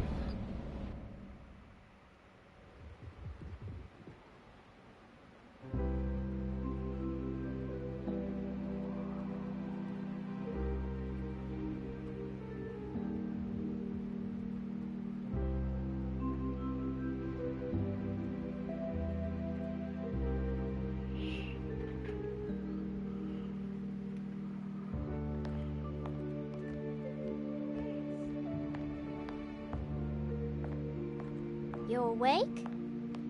You are awake. Mr. Conby's up. Hey, buddy! I thought you'd be knocked out for the rest of the night. Come on out and join us, will you? I'll save you some gumbo. Good to have you back. You gave us all a good scare. What happened? You had a psychological breakdown. Sorry for manhandling you, but you were being violent. You stabbed Jeremy and then punched Dr. Gray. Are they okay? Jeremy's a little strange, but everything's back to normal. Really? All thanks to you, combat. You want to try standing up?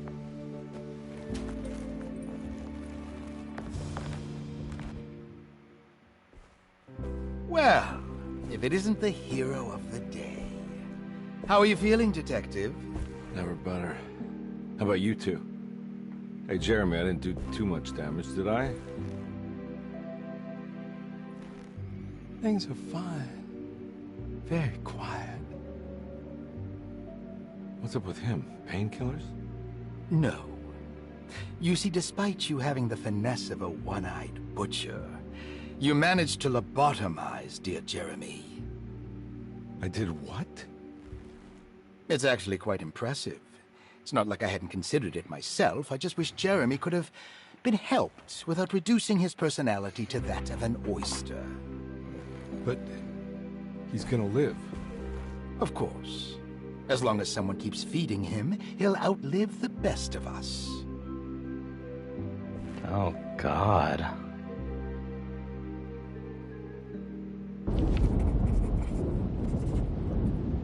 Everything was back to normal. Did any of it really happen? What had Conby actually been doing all night? You think this is real?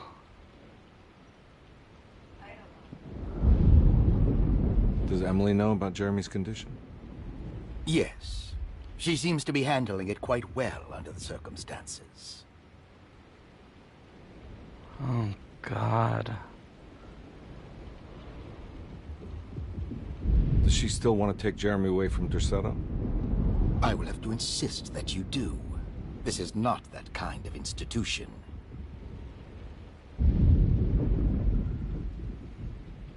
Jeremy, hang on for a little longer, okay? We'll be going back to New Orleans soon. Oh, good. I do so miss the city lights.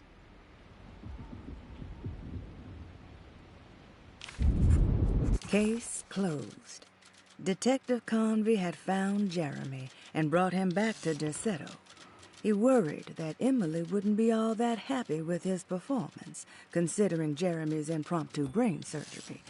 Maybe she would refuse to pay him in full. It was the kind of thought that would normally infuriate Conby, but right now he just felt happy to be back. No matter if he would be seeing the $150 or not, he couldn't wait to rendezvous with Emily and go back to New Orleans.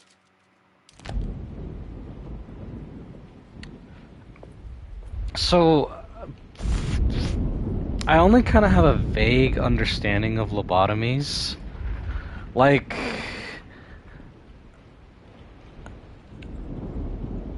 I know what the colloquialism of lobotomies is basically to wipe the mind.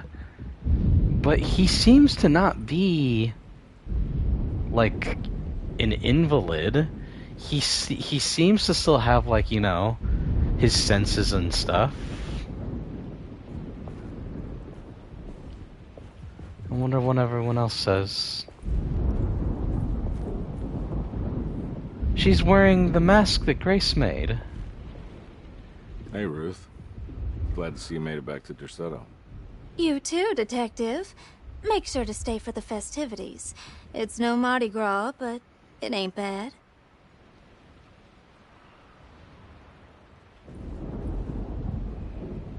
You seen Emily around? I saw her packing some things into that old jalopy you arrived in about an hour ago. I'm sure she hasn't given up on you yet. An hour?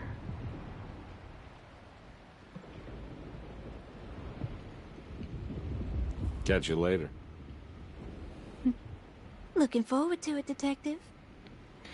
I mean, I can kind of see it making sense. It was sunset. A rainstorm could have passed by. Play for more than 8 hours.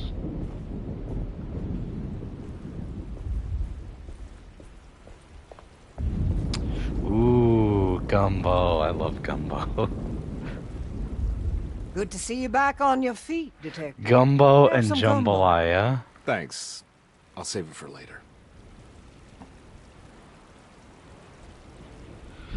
I love Southern cooking.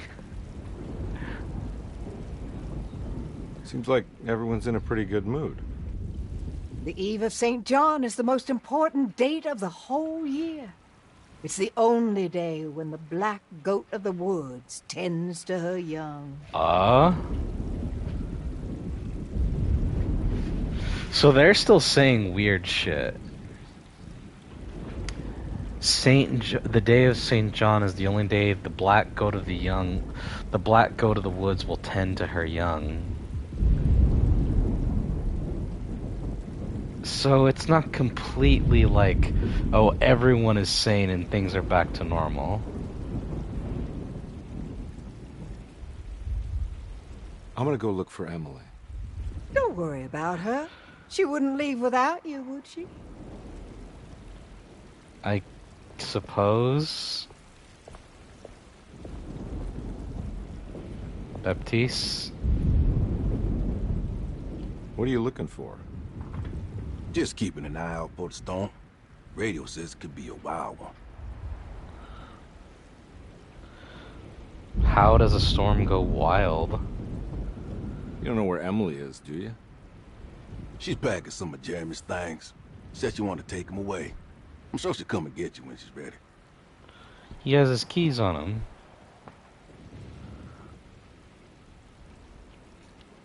I should probably get a move on then. See you around, compare. It makes me wonder what the other endings are like. Because there's 5 endings in total. A normal ending, a bad ending, and a secret ending.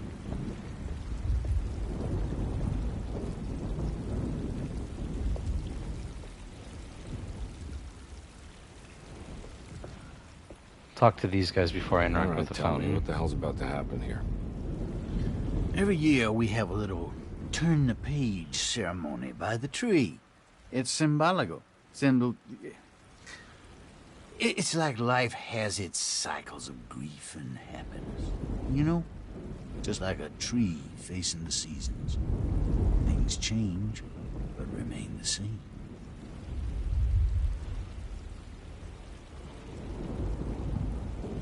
So this is basically New Year's Eve, but with a tree metaphor. Exactly. You're so smart. It's about starting again. I mean, who could use a positive message like that more than a bunch of lunatics like us?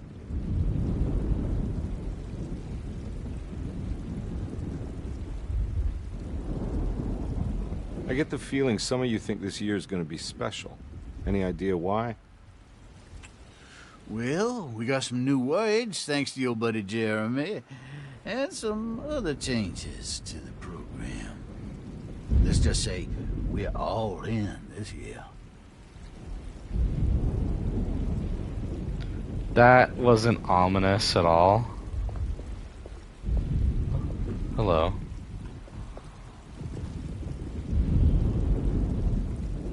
That is one impressive tree. More impressive than you could ever imagine.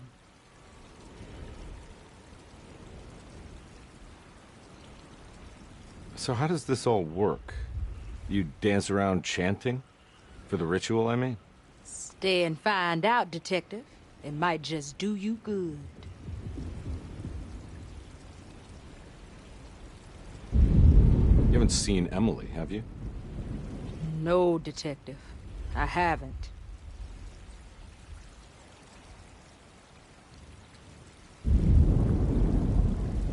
No, not yet. Grace? She's watering the tree? What are you up to? Preparing for the ceremony. I don't want to disappoint Mother.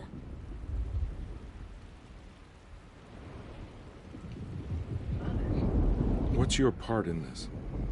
I'm the Cabresan Corn. It's very important. Only I can settle our debt. The sacrifice. You know, I had my doubts, but you are in the right place, Grace.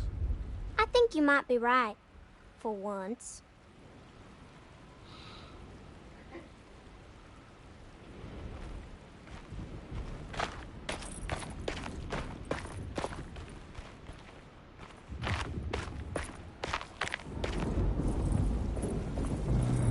Looks like I talked to everyone. Check out the other rooms.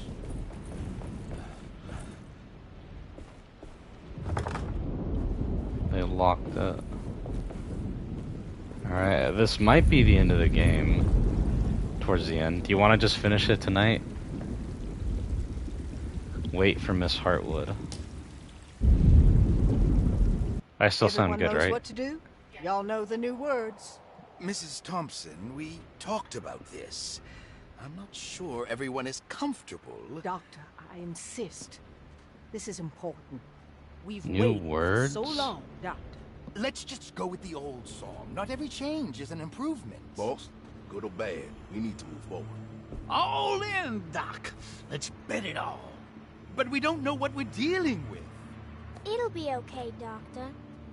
Better even. I don't like this.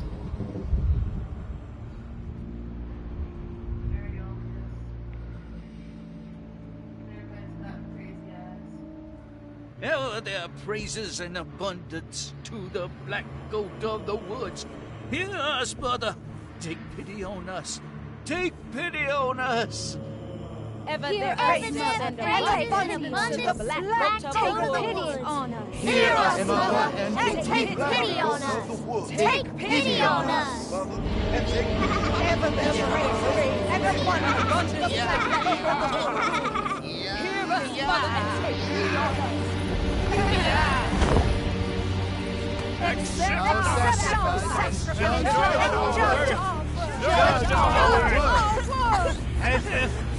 Stop! Are you crazy? This here's what needs to happen, Carl. Grace, stop!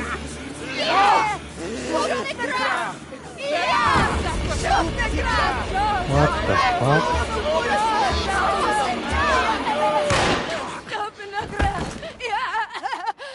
Detective, get my uncle out of here.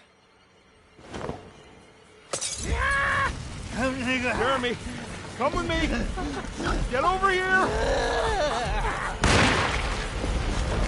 Jeremy, come with me. Jeremy, come here. Oh. No! There has to be a sacrifice! We're doomed! The fucking tree is alive? Jeremy! Come on.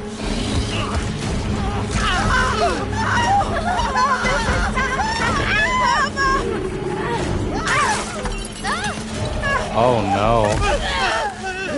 Holy shit.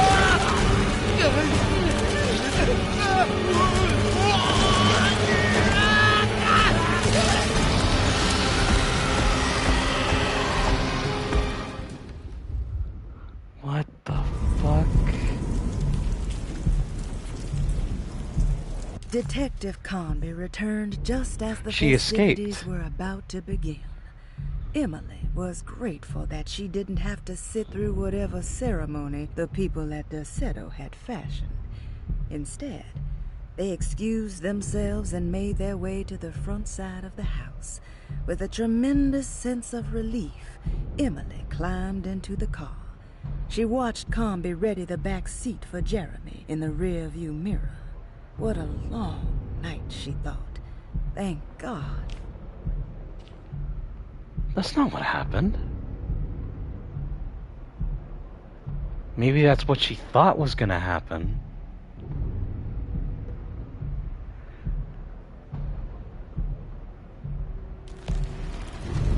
She I thought can't let they that would just monster leave. leave Derceto. I have to stop it.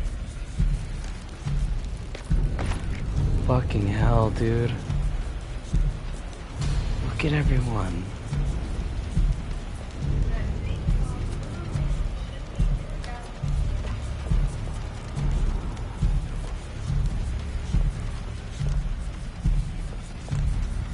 Oh, poor Ruth.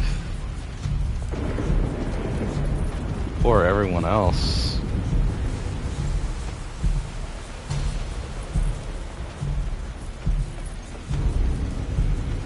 I'm actually trying to find a way to get over there.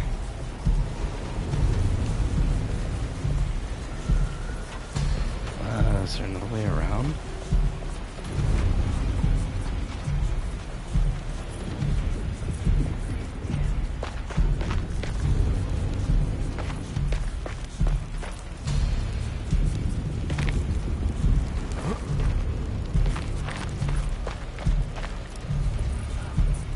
Oh, yeah, I see it now.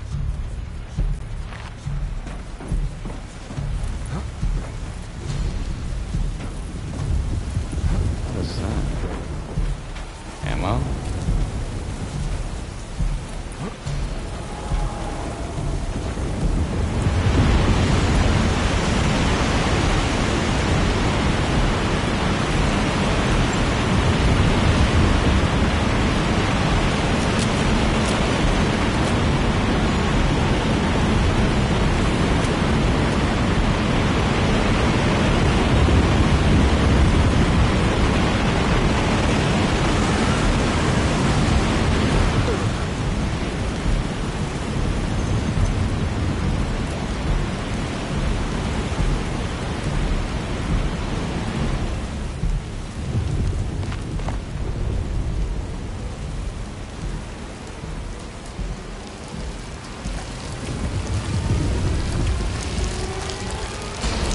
Oh my god. Look at that.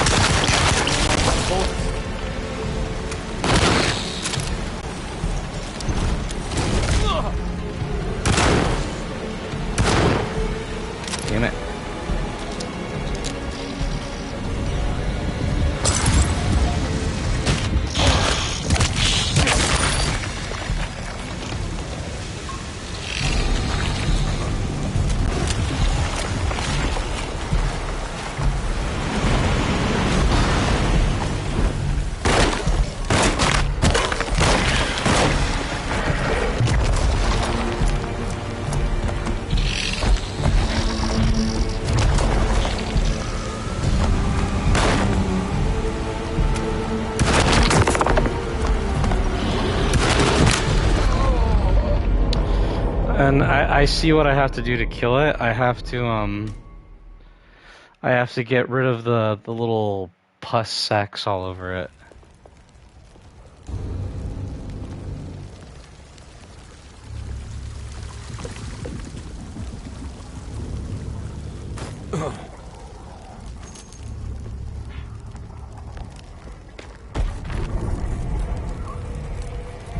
Okay, I can't skip it. So each time I die, I have to go through this bullshit.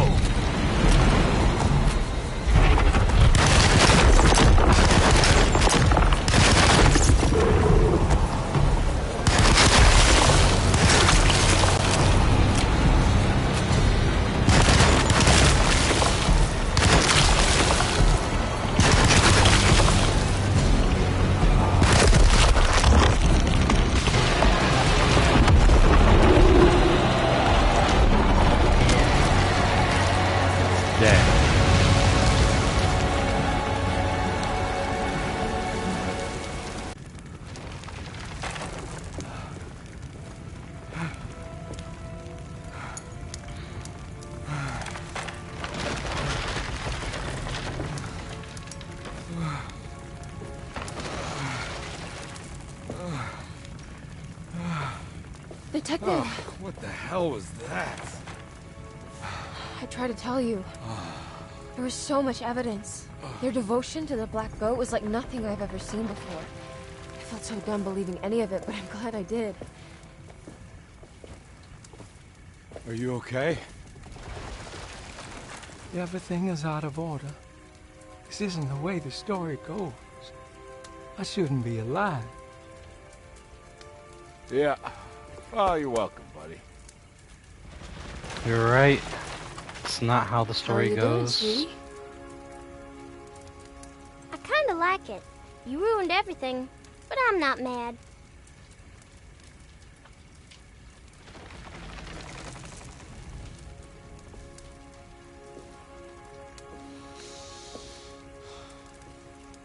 All right, you ready to head back to New Orleans? Come on, Jeremy. We're leaving. Can I come? I thought you said you didn't need saving. Don't leave her. She's important. Of course we're taking her with us.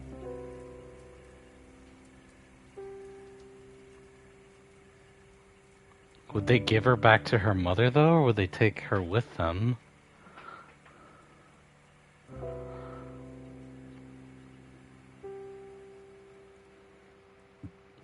Well, that's the end of the house. This is the normal ending. I know for a fact this is the normal ending. Case closed.